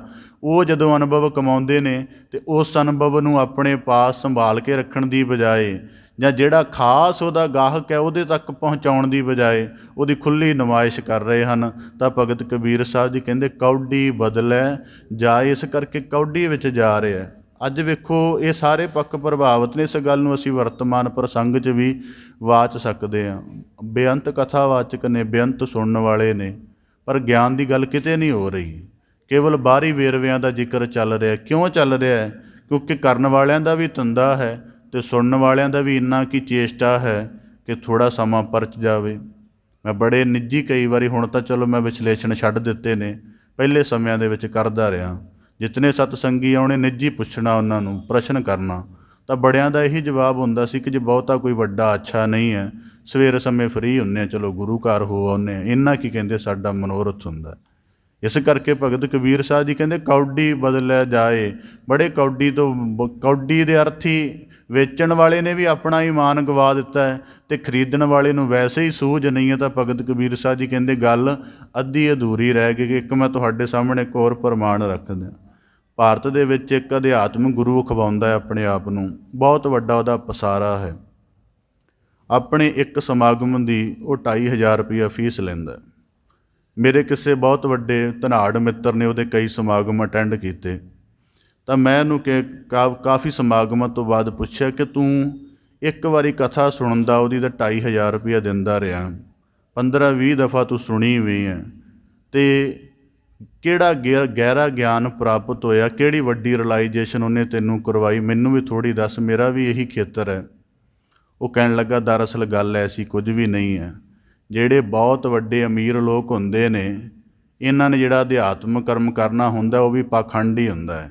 ਇਸ ਕਰਕੇ ਜੇ ਆਮ ਕਥਾ ਦੇ ਵਿੱਚ ਜਾ ਕੇ ਬਹਿ ਜਾਣਗੇ, ਉੱਥੇ 10-20 ਰੁਪਏ ਰੱਖ ਕੇ ਕਥਾ ਕੀਰਤਨ ਸੁਣ ਆਉਣਗੇ, ਅਤੇ ਇਹਨਾਂ ਦੇ ਸਟੇਟਸ 'ਚ ਫਰਕ ਪੈਂਦਾ। ਇਸ ਕਰਕੇ ਕਥਾ ਵੀ ਉਹੀ ਸੁਣ ਜਿੱਥੇ 2-2500 ਰੁਪਈਆ ਦੇਣਾ ਪਵੇ, ਤਾਂ ਕਿ ਜਦੋਂ ਦੂਜੇ ਨੂੰ ਦੱਸਣ ਪਤਾ ਲੱਗ ਜਾਏ ਕਿ ਮੈਂ ਫਲਾਣੇ ਅਧਿਆਤਮਿਕ ਗੁਰੂ ਨੂੰ ਸੁਣਦਾ ਹਾਂ ਅਤੇ ਉਹਦੇ ਸੁਣਨ ਦੀ ਫੀਸ ਹੀ ਇੰਨੀ ਹੈ, ਮੇਰਾ ਮਤਲਬ ਮਾਇਆ ਦਾ ਸਟੇਟਸ ਦੁਨੀਆ ਨੂੰ ਪਤਾ ਲੱਗੇ। ਇਸ ਤਰ੍ਹਾਂ ਦੇ ਸਿਲਸਿਲੇ ਵੀ ਅਧਿਆਤਮ ਦੇ ਵਿੱਚ ਚੱਲਦੇ ਨੇ, ਬਹੁਤ ਵੱਡਾ ਕਾਰੋਬਾਰ ਚੱਲਦਾ ਹੈ। ਤਾਂ ਭਗਤ ਕਬੀਰ, ਇਹ ਤਾਂ ਮੈਂ ਨੁਕਤੇ ਕਰ ਰਿਹਾ ਕਿ ਸ਼ਾਇਦ ਅਸੀਂ ਥੋੜ੍ਹਾ ਇਸ ਪੱਧਰ 'ਤੇ ਰਹਿੰਦੇ, ਸਾਨੂੰ ਵੱਡੀਆਂ ਗੱਲਾਂ ਦਾ ਕਈ ਵਾਰੀ ਨਹੀਂ ਖਿਆਲ ਹੁੰਦਾ ਕਿ ਇਹ ਕੀ ਚੱਲਦੀਆਂ ਨੇ। ਤਾਂ ਭਗਤ ਕਬੀਰ ਸਾਹਿਬ ਜੀ ਕਹਿੰਦੇ ਇਸੇ ਪ੍ਰਕਾਰ ਕੌਡੀ ਬਦਲਿਆ ਜਾਏ। ਤਾਂ ਭਗਤ ਕਬੀਰ ਸਾਹਿਬ ਜੀ ਕਹਿੰਦੇ ਕੌਡੀਆਂ ਦੇ ਅਰਥੇ ਗਿਆਨ ਵੇਚਿਆ ਜਾ ਰਿਹਾ। ਇੱਕ ਹੋਰ ਆਪ ਦੇ ਸਨਮੁਖ ਪ੍ਰਮਾਣ ਰੱਖਦਿਆਂ, ਇੱਕ ਗੁਰੂ ਦੇ ਕੋਲ ਕੋਈ ਉਹਦਾ ਚੇਲਾ ਪੜ੍ਹਦਾ ਸੀ। ਉਹਨੇ ਬੜੇ ਸਾਲ ਉਹਦੇ ਕੋਲੋਂ ਵਿੱਦਿਆ ਪ੍ਰਾਪਤ ਕੀਤੀ ਅਤੇ ਉਸ ਵਿੱਦਿਆ ਦਾ ਅਭਿਆਸ ਕਰਕੇ ਉਹਦਾ ਅਨੁਭਵ ਵੀ ਕਮਾਇਆ। ਜਦ ਬੜਾ ਅਨੁਭਵ ਕਮਾ ਲਿਆ ਤਾਂ ਜਦੋਂ ਉਹ ਬਹੁਤ ਵੱਡਾ ਵਿਦਵਾਨ ਬਣ ਗਿਆ, ਬੜਾ ਵੱਡਾ ਗਿਆਨੀ ਬਣ ਗਿਆ, ਤਾਂ ਉਹ ਆਪਣੇ ਗੁਰੂ ਨੂੰ ਕਹਿਣ ਲੱਗਾ ਕਿ ਹੁਣ ਮੈਂ ਕੀ ਕਰਾਂ, ਮੇਰੇ ਕੋਲ ਇੰਨਾ ਗਿਆਨ ਹੈ, ਇੰਨਾ ਜ਼ਿਆਦਾ ਮੇਰਾ ਅਨੁਭਵ ਤੀਖਣ ਹੈ ਕਿ ਗਿਆਨ ਦੀਆਂ ਗੱਲਾਂ ਮੈਂ ਪੜ੍ਹੀਆਂ ਯਾਦ ਨਹੀਂ ਕੀਤੀਆਂ, ਮੈਂ ਖੁਦ ਕਮਾਈਆਂ ਵੀ ਨੇ, ਆਪਣੇ ਆਪ ਨੂੰ ਉਹਨਾਂ ਜਾਲਿਆ ਵੀ ਇਹਨਾਂ ਗੱਲਾਂ ਦੇ ਅਨੁਭਵ ਕਮਾਉਣ ਲਈ, ਹੁਣ ਮੈਂ ਕੀ ਕਰਾਂ।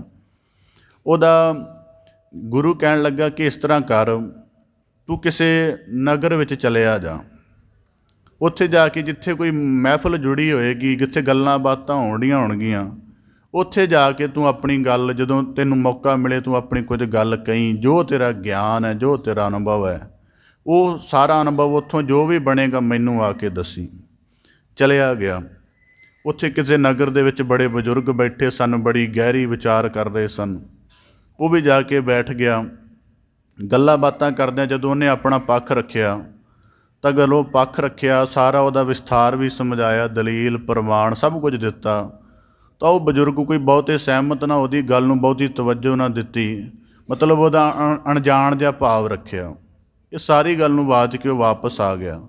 ਤਾਂ ਫਿਰ ਆ ਕੇ ਗੁਰੂ ਨੂੰ ਕਹਿਣ ਲੱਗਾ ਕਿ ਮੈਂ ਤਾਂ ਇੰਝ ਗਿਆ ਸੀ, ਉੱਥੇ ਬੜੀ ਚਰਚਾ ਚੱਲ ਰਹੀ ਸੀ, ਜਦੋਂ ਮੈਨੂੰ ਗੱਲ ਕਰਨ ਦਾ ਸਮਾਂ ਮਿਲਿਆ ਮੈਂ ਗਿਆਨ ਪ੍ਰਮਾਣ ਅਨੁਭਵ ਸਾਰਾ ਕੁਝ ਰੱਖਿਆ, ਪਰ ਉਹਨਾਂ ਦੇ ਕਹਿੰਦਾ ਕਿਸੇ ਨੇ ਕੋਈ ਮਤਲਬ ਚਿਹਰਾ ਘੁਮਾ ਕੇ ਵੀ ਨਹੀਂ ਮੇਰੀ ਤਰਫ ਦੇਖਿਆ ਵੀ ਆਹ ਵੱਖਰੀ ਗੱਲ ਪ੍ਰਮਾਣ ਸਹਿਤ ਹਵਾਲੇ ਦੇ ਨਾਲ, ਅਤੇ ਆਪਣੇ ਅਨੁਭਵ ਵਿੱਚੋਂ ਜਿਹੜਾ ਆਖਰ ਹੈ ਇਹ ਕੌਣ ਹੈ। ਤਾਂ ਉਹਦਾ ਗੁਰੂ ਕਹਿਣ ਲੱਗਾ ਤੇਰੇ ਪ੍ਰਸ਼ਨ ਦਾ ਜਵਾਬ ਮੈਂ ਤੈਨੂੰ ਦੇ ਦਿੱਤਾ ਹੈ। ਕਹਿੰਦਾ ਕਿਵੇਂ? ਕਹਿੰਦਾ ਹੁਣ ਤੇਰਾ ਗਿਆਨ ਇੰਨਾ ਤੀਖਣ ਹੈ, ਤੇਰਾ ਅਨੁਭਵ ਇੰਨੀ ਉਚਾਈ ਵਾਲਾ ਹੈ, ਜੇ ਤੂੰ ਇਹਨਾਂ ਨਿਮਨ ਪੱਧਰ ਦੇ ਲੋਕਾਂ ਵਿੱਚ ਜਾ ਕੇ ਫਿਰ ਵਾਚੇਂਗਾ ਅਤੇ ਤੈਨੂੰ ਥੋੜ੍ਹੇ ਸਮੇਂ ਬਾਅਦ ਹੀ ਨਿਰਾਸ਼ ਹੋਣਾ ਪਏਗਾ, ਕਿਉਂਕਿ ਬਹੁਤ ਘੱਟ ਹਨ। ਗੁਰਬਾਣੀ ਵਿੱਚ ਵਾਕ ਆਉਂਦਾ ਨਾ ਕਿ ਸਤਿਗੁਰੂ ਸਾਹਿਬ ਜੀ ਜਗ ਮੈਂ ਉੱਤਮ ਕਾਢੀਏ ਵਿਰਲੇ ਕੇਈ, ਕਿ ਐਡੀਆਂ ਐਡੀਆਂ ਵੱਡੀਆਂ ਭੀੜਾਂ ਜੁੜੀਆਂ ਨੇ ਧਰਮ ਸਥਾਨਾਂ 'ਤੇ, ਕੋਈ ਅਧਿਆਤਮਿਕ ਜਗਿਆਸਾ ਨਹੀਂ ਹੈ, ਕੇਵਲ ਇੱਕ ਉਹੀ ਦੁਨਿਆਵੀ ਵਰਤਣ ਚੱਲ ਰਹੀ ਹੈ। ਤਾਂ ਜਿਵੇਂ ਅੱਜ ਦੇਖੋ, ਇਹ ਕੋਈ ਇੱਕ ਸਿਲਸਿਲਾ ਨਹੀਂ ਹੈ। ਕੋਈ ਤੁਸੀਂ ਦੁਕਾਨ ਦਾ ਸ਼ਾਪਿੰਗ ਮਾਲ ਦੇਖ ਲਓ, ਉੱਥੇ ਬੜੇ ਵਸਤ ਖਰੀਦਣ ਵਾਲੇ ਨਹੀਂ ਹੋਣਗੇ, ਬੜੇ ਐਸੇ ਹੋਣਗੇ ਜਿਹੜੀ ਕੇਵਲ ਉਹਦੀ ਉਹ ਸ਼ੋਭਾ ਜੀ ਨੂੰ ਦੇਖਣ ਹੀ ਗਏ ਹੋਣਗੇ। ਇਹ ਦੁਨੀਆ ਦੇ ਹਰ ਪਾਸੇ ਚੱਲਦਾ ਹੈ, ਇਹ ਕੋਈ ਇਕੱਲਾ ਧਰਮ ਸਥਾਨਾਂ 'ਤੇ ਨਹੀਂ ਚੱਲਦਾ, ਕਿਉਂਕਿ ਮਨੁੱਖ ਦੇ ਕੋਲ ਜੀਵਨ ਦਾ ਅਰਥ ਹੀ ਕੋਈ ਨਹੀਂ ਹੈ। ਉਹ ਕੋਈ ਵੀ ਕੰਮ ਕਰਦਾ, ਕੋਈ ਅਰਥ ਨਹੀਂ ਉਹਦੇ ਕੋਲ ਖਾਸ, ਜੇ ਅਰਥ ਹੈ ਵੀ ਤਾਂ ਬਹੁਤ ਛੋਟਾ ਜਿਹਾ ਹੈ। ਤਾਂ ਭਗਤ ਕਬੀਰ ਸਾਹਿਬ ਜੀ ਕਹਿੰਦੇ ਕੌਡੀ ਬਦਲਿਆ ਜਾਏ, ਇਸ ਕਰਕੇ ਵੇਚਣ ਵਾਲਾ ਵੀ ਨੇ ਉਹਦਾ ਰੇਟ ਛੋਟਾ ਕਰ ਲਿਆ। ਪਹਿਲੀ ਗੱਲ, ਉਹਦੀ ਕੀਮਤ ਹੈ ਹੀ ਨਹੀਂ, ਪਰ ਜੇ ਉਹਨੂੰ ਵੇਚ ਰਿਹਾ ਉਹਨਾਂ ਪਾਸ ਜਿਨ੍ਹਾਂ ਪਾਸ ਕੋਈ ਸੁੱਧ ਨਹੀਂ ਹੈ। ਤਾਂ ਕਰਕੇ ਪਿਛਲੇ ਜਦੋਂ ਪਹਿਲਾਂ, ਹੁਣ ਚਲੋ ਆਪਣੀ ਸਿੱਖ ਪਰੰਪਰਾ ਦਾ ਰੂਪ ਹੋਰ ਹੈ, ਜਿਹੜੀ ਸਨਾਤਨ ਪਰੰਪਰਾ ਹੈ ਇਹ ਗਿਆਨ ਵੀ ਉਹਨੂੰ ਦਿੰਦੀ ਸੀ ਜਿਹਨੂੰ ਪਹਿਲਾਂ ਅਧਿਕਾਰੀ ਸਮਝ ਲੈਂਦੀ ਸੀ। ਇਸ ਕਰਕੇ ਗੁਰੂਕੁਲਾਂ ਦੇ ਵਿੱਚ ਜਿਹੜੇ ਮੰਨ ਲਓ 100 ਵਿਦਿਆਰਥੀ ਸ਼ਾਮਲ ਹੁੰਦਾ ਸੀ, ਉਹਦੇ ਵਿੱਚੋਂ 4-5 ਹੀ ਸਕਾਲਰ ਬਣਦੇ ਸਨ, ਸਾਰੇ ਨਹੀਂ ਬਣਦੇ ਸਨ। ਕਿਉਂ? ਕਿਉਂਕਿ ਉਹ ਕਈ ਸਾਲ ਬੰਦੇ ਨੂੰ ਕੋਲ ਰੱਖ ਕੇ ਜਾਂਚਦੇ ਰਹਿੰਦੇ ਸਨ ਕਿ ਇਹ ਗਿਆਨ ਦੇ ਯੋਗ ਹੈ ਵੀ ਕਿ ਨਹੀਂ, ਇਹਦੇ ਅੰਦਰ ਜਗਿਆਸਾ ਪੈਦਾ ਹੋਈ ਕਿ ਨਹੀਂ। ਹੁਣ ਜਗਿਆਸਾ ਕੀ ਹੁੰਦੀ ਹੈ ਇਹ ਵੀ ਥੋੜ੍ਹਾ ਜਿਹਾ ਰੱਖਦੇ ਹਾਂ ਤਾਂ ਕਿ ਸਪਸ਼ਟ ਹੋ ਜਾਏ। ਬਾਣੀ ਰੋਜ਼ਾਨਾ ਪੜ੍ਹਦੇ ਹਾਂ, ਰੋਜ਼ਾਨਾ ਸੁਣਦੇ ਹਾਂ। ਬਾਣੀ ਪੜ੍ਹਨ ਸੁਣ ਕਰਕੇ ਰਸ ਆਉਣਾ ਆਮ ਗੱਲ ਹੈ। ਆਮ ਗੱਲ ਦਾ ਮਤਲਬ ਕਿ ਬਾਣੀ ਅੰਮ੍ਰਿਤਮਈ ਰਸ ਜ਼ਰੂਰ ਆਏਗਾ, ਭਾਵੇਂ ਕੋਈ ਬਿਨਾਂ ਭਾਵਨਾ ਤੋਂ ਪੜ੍ਹੇ ਭਾਵੇਂ ਨਾ ਪੜ੍ਹੇ। ਇਹ ਪਹਿਲਾ ਪੱਧਰ ਹੈ। ਦੂਜਾ ਪੱਧਰ ਹੈ ਜਦੋਂ ਬਾਣੀ ਪੜ੍ਹਦੇ ਹਾਂ, ਬਾਣੀ ਪੜ੍ਹਦਿਆਂ ਜੇ ਕੋਈ ਵਾਕ ਸਾਨੂੰ ਰੁਕਣ ਲਈ ਮਜਬੂਰ ਨਹੀਂ ਕਰ ਰਿਹਾ, ਵਾਕ ਨੇ ਨਹੀਂ ਮਜਬੂਰ ਕਰਨਾ, ਵੈਸੇ ਇਹ ਗੱਲ ਹੋਰ ਤਰੀਕੇ ਨਾਲ ਹੈ ਕਿ ਜੇ ਸਾਡੀ ਪੜ੍ਹਨ ਦੀ ਬਿਰਤੀ ਕਿਸੇ ਇੱਕ ਵਾਕ 'ਤੇ ਆ ਕੇ ਅਟਕ ਨਹੀਂ ਰਹੀ ਅਤੇ ਉਹਦੇ ਅੰਦਰਲੇ ਸੱਚ ਨੂੰ ਸਮਝਣ ਦੇ ਲਈ ਮਜਬੂਰ ਨਹੀਂ ਕਰ ਰਹੀ, ਇਹਦਾ ਮਤਲਬ ਹੈ ਅਸੀਂ ਕੇਵਲ ਪਾਠੀ ਹਾਂ, ਜਗਿਆਸੂ ਨਹੀਂ। ਅਤੇ ਪਾਠੀ ਗੁਰੂ ਗ੍ਰੰਥ ਸਾਹਿਬ ਸਾਰਾ ਪੂਰਾ ਪੜ੍ਹ ਲੈਂਦਾ, ਉਹਦੇ ਜੀਵਨ 'ਚ ਕੋਈ ਪਰਿਵਰਤਨ ਨਹੀਂ ਆਉਂਦਾ, ਕਿਉਂਕਿ ਉਹਨੂੰ ਪਾਠ ਦੀ ਪ੍ਰਕਿਰਿਆ 'ਚ ਉਹਨੇ ਪਾਲਿਆ ਹੈ। ਗੁਰਬਾਣੀ ਵਿੱਚ ਵਾਕ ਆਉਂਦਾ, ਪੜ੍ਹਿਆ ਨਾਹੀਂ ਭੇਦ ਬੁੱਝਿਆ ਪਾਵਣਾ। ਗੁਰਬਾਣੀ ਨਾ ਆਉਂਦਾ ਨਾਨਕ ਹੁਕਮੈ ਜੇ ਬੁੱਝਿਆ, ਉੱਥੇ ਪੜ੍ਹਿਆ ਥੋੜ੍ਹਾ ਹੁੰਦਾ, ਨਾ ਜਾਣਿਆ ਆਉਂਦਾ। ਗੁਰਬਾਣੀ 'ਚ ਤਾਂ ਬੁੱਝਣ ਦੀ ਬਾਤ ਹੈ। ਬੁੱਝਣ ਦਾ ਮਤਲਬ ਕੀ ਹੈ ਕਿ ਜਿਹੜਾ ਇੱਕ ਮੀਨਿੰਗ ਦਾ ਪਸਾਰ ਆਮ ਰੂਪ 'ਚ ਚੱਲ ਰਿਹਾ ਹੈ, ਜੇ ਇਹਦੇ ਤੋਂ ਅੱਗੇ ਇੱਕ ਕਦਮ ਜਾ ਕੇ ਬੁੱਝੇਗਾ ਅਤੇ ਤਾਂ ਤੈਨੂੰ ਗਿਆਨ ਦੀ ਤਲਾਸ਼ ਨਸੀਬ ਹੋਏਗੀ ਅਤੇ ਉਹਦੇ ਵਿੱਚੋਂ ਤੈਨੂੰ ਕੋਈ ਨਵਾਂ ਅਰਥ ਮਿਲੇਗਾ। ਫਿਰ ਉਸ ਅਰਥ ਦੇ ਵਿੱਚੋਂ ਤੇਰੀ ਜਰਨੀ ਸ਼ੁਰੂ ਹੋਏਗੀ। ਜਰਨੀ ਦਾ ਮਤਲਬ ਤੈਨੂੰ ਪਤਾ ਲੱਗੇਗਾ ਕਿ ਇਸ ਸ਼ਬਦ ਦੇ ਨਾਲ ਚੱਲਣਾ ਕਿਵੇਂ ਹੈ। ਹੁਣ ਪਾਠ ਅਤੇ ਬੁੱਝਣ ਦਾ ਕੀ ਫਰਕ ਹੈ? ਪਾਠ ਇੱਕ ਵੱਖਰੀ ਕਿਰਿਆ ਰਹਿ ਜਾਂਦਾ ਹੈ ਅਤੇ ਬੁੱਝਣਾ ਜਿਹੜਾ ਹੈ, ਜਿਵੇਂ ਹੁਣ ਬੁੱਝਣ ਦੀ ਸੌਖੀ ਗੱਲ ਕਰਦੇ ਹਾਂ, ਬੱਚਿਆਂ ਨੂੰ ਅਸੀਂ ਬੁਝਾਰਤ ਪਾਉਂਦੇ ਸਾਂ ਨਾ, ਕਈ ਵਾਰੀ ਛੋਟੇ ਹੁੰਦੇ ਆ, ਸਾਨੂੰ ਸਾਡੇ ਮਾਤਾ ਪਿਤਾ ਜਾਂ ਵੱਡੇ ਭੈਣ ਭਰਾ ਪਾਉਂਦੇ ਰਹੇ, ਤਾਂ ਉਹ ਬਾਤ ਦੇ ਵਿੱਚ ਪਤਾ ਤਾਂ ਹੁੰਦਾ ਸੀ ਵੀ ਗੱਲ ਇਹ ਹੋ ਰਹੀ ਹੈ, ਉਹ ਪਰ ਬੰਦੇ ਨੂੰ ਨਿਸ਼ਚਿਤ ਨਹੀਂ ਸੀ ਹੁੰਦਾ। ਉਹ ਕਦੀ ਕੋਈ ਜਵਾਬ ਦਿੰਦਾ ਸੀ, ਕਦੀ ਕੋਈ ਜਵਾਬ ਦਿੰਦਾ ਸੀ, ਕਦੀ ਕੋਈ ਦਿੰਦਾ ਸੀ। ਫਿਰ ਜਾ ਕੇ ਜਾਂ ਤਾਂ ਉਹ ਬੁੱਝ ਲੈਂਦਾ ਸੀ ਜਾਂ ਫਿਰ ਬਾਤ ਪਾਉਣ ਵਾਲਾ ਹੀ ਉਹਨੂੰ ਦੱਸ ਦਿੰਦਾ ਸੀ ਵੀ ਇਹਦਾ ਅਸਲ ਮਤਲਬ ਇਹ ਹੈ। ਕਿਉਂਕਿ ਤਾਂ ਕਰਕੇ ਜਿਹੜੀ ਗੁਰਬਾਣੀ ਕਾਵਿ ਲਿਖੀ ਗਈ ਇਹਦਾ ਵੀ ਇੱਕ ਮਹੱਤਵ ਹੈ। ਅਤੇ ਜਦੋਂ ਅਸੀਂ ਪੜ੍ਹਦੇ ਹਾਂ ਉਦੋਂ ਜੇ ਤਾਂ ਜਗਿਆਸਾ ਜਾਗਦੀ ਰਹੇ ਤਾਂ ਫਿਰ ਬੰਦੇ ਦਾ ਜਿਹੜਾ ਪਾਠ ਕਰਨਾ ਉਹ ਬੜਾ ਵੱਡਾ ਕਰਮ ਹੋ ਜਾਂਦਾ। ਜੇ ਜਗਿਆਸਾ ਸ਼ਾਂਤ ਰਹੇ, ਜਿਵੇਂ ਬਾਣੀ 'ਚ ਵਾਕ ਕਿੰਨੇ ਵਾਕ, ਕਿਤੇ ਵੀ ਗੱਲ ਸ਼ੁਰੂ ਕਰ ਲਓ, ਅਕਸਰ ਵਾਕ ਮੈਂ ਤਾਂ 1-2 ਵਾਕਾਂ 'ਤੇ ਗੱਲ ਆਧਾਰਿਤ ਰੱਖਦਾ, ਬਹੁਤ ਹੀ ਲੰਬੀ ਖੜਦਾ ਨਹੀਂ। ਰੋਜ਼ਾਨਾ ਇੱਕ ਹੀ ਵਾਕ ਮੈਨੂੰ ਜਪਜੀ ਸਾਹਿਬ ਦੇ ਵਿੱਚ ਰੁਕਣ ਲਈ ਮਜਬੂਰ ਕਰਦਾ, ਭਰੀਆ ਮਤ ਪਾਪਾਂ ਕੈ ਸੰਗ। ਇੰਨਾ ਤਾਂ ਸਭ ਨੂੰ ਇਸ ਗੱਲ ਦਾ ਆਮ ਤਾਂ ਸਾਰਿਆਂ ਨੂੰ ਹੀ ਪਤਾ ਹੈ ਜੀ, ਮਾੜੇ ਬੰਦੇ ਦੇ ਨੇੜੇ ਨਹੀਂ ਬਹਿਣਾ ਚਾਹੀਦਾ ਜਾਂ ਮਾੜੇ ਕਰਮ ਨਹੀਂ ਕਰਨੇ ਚਾਹੀਦੇ।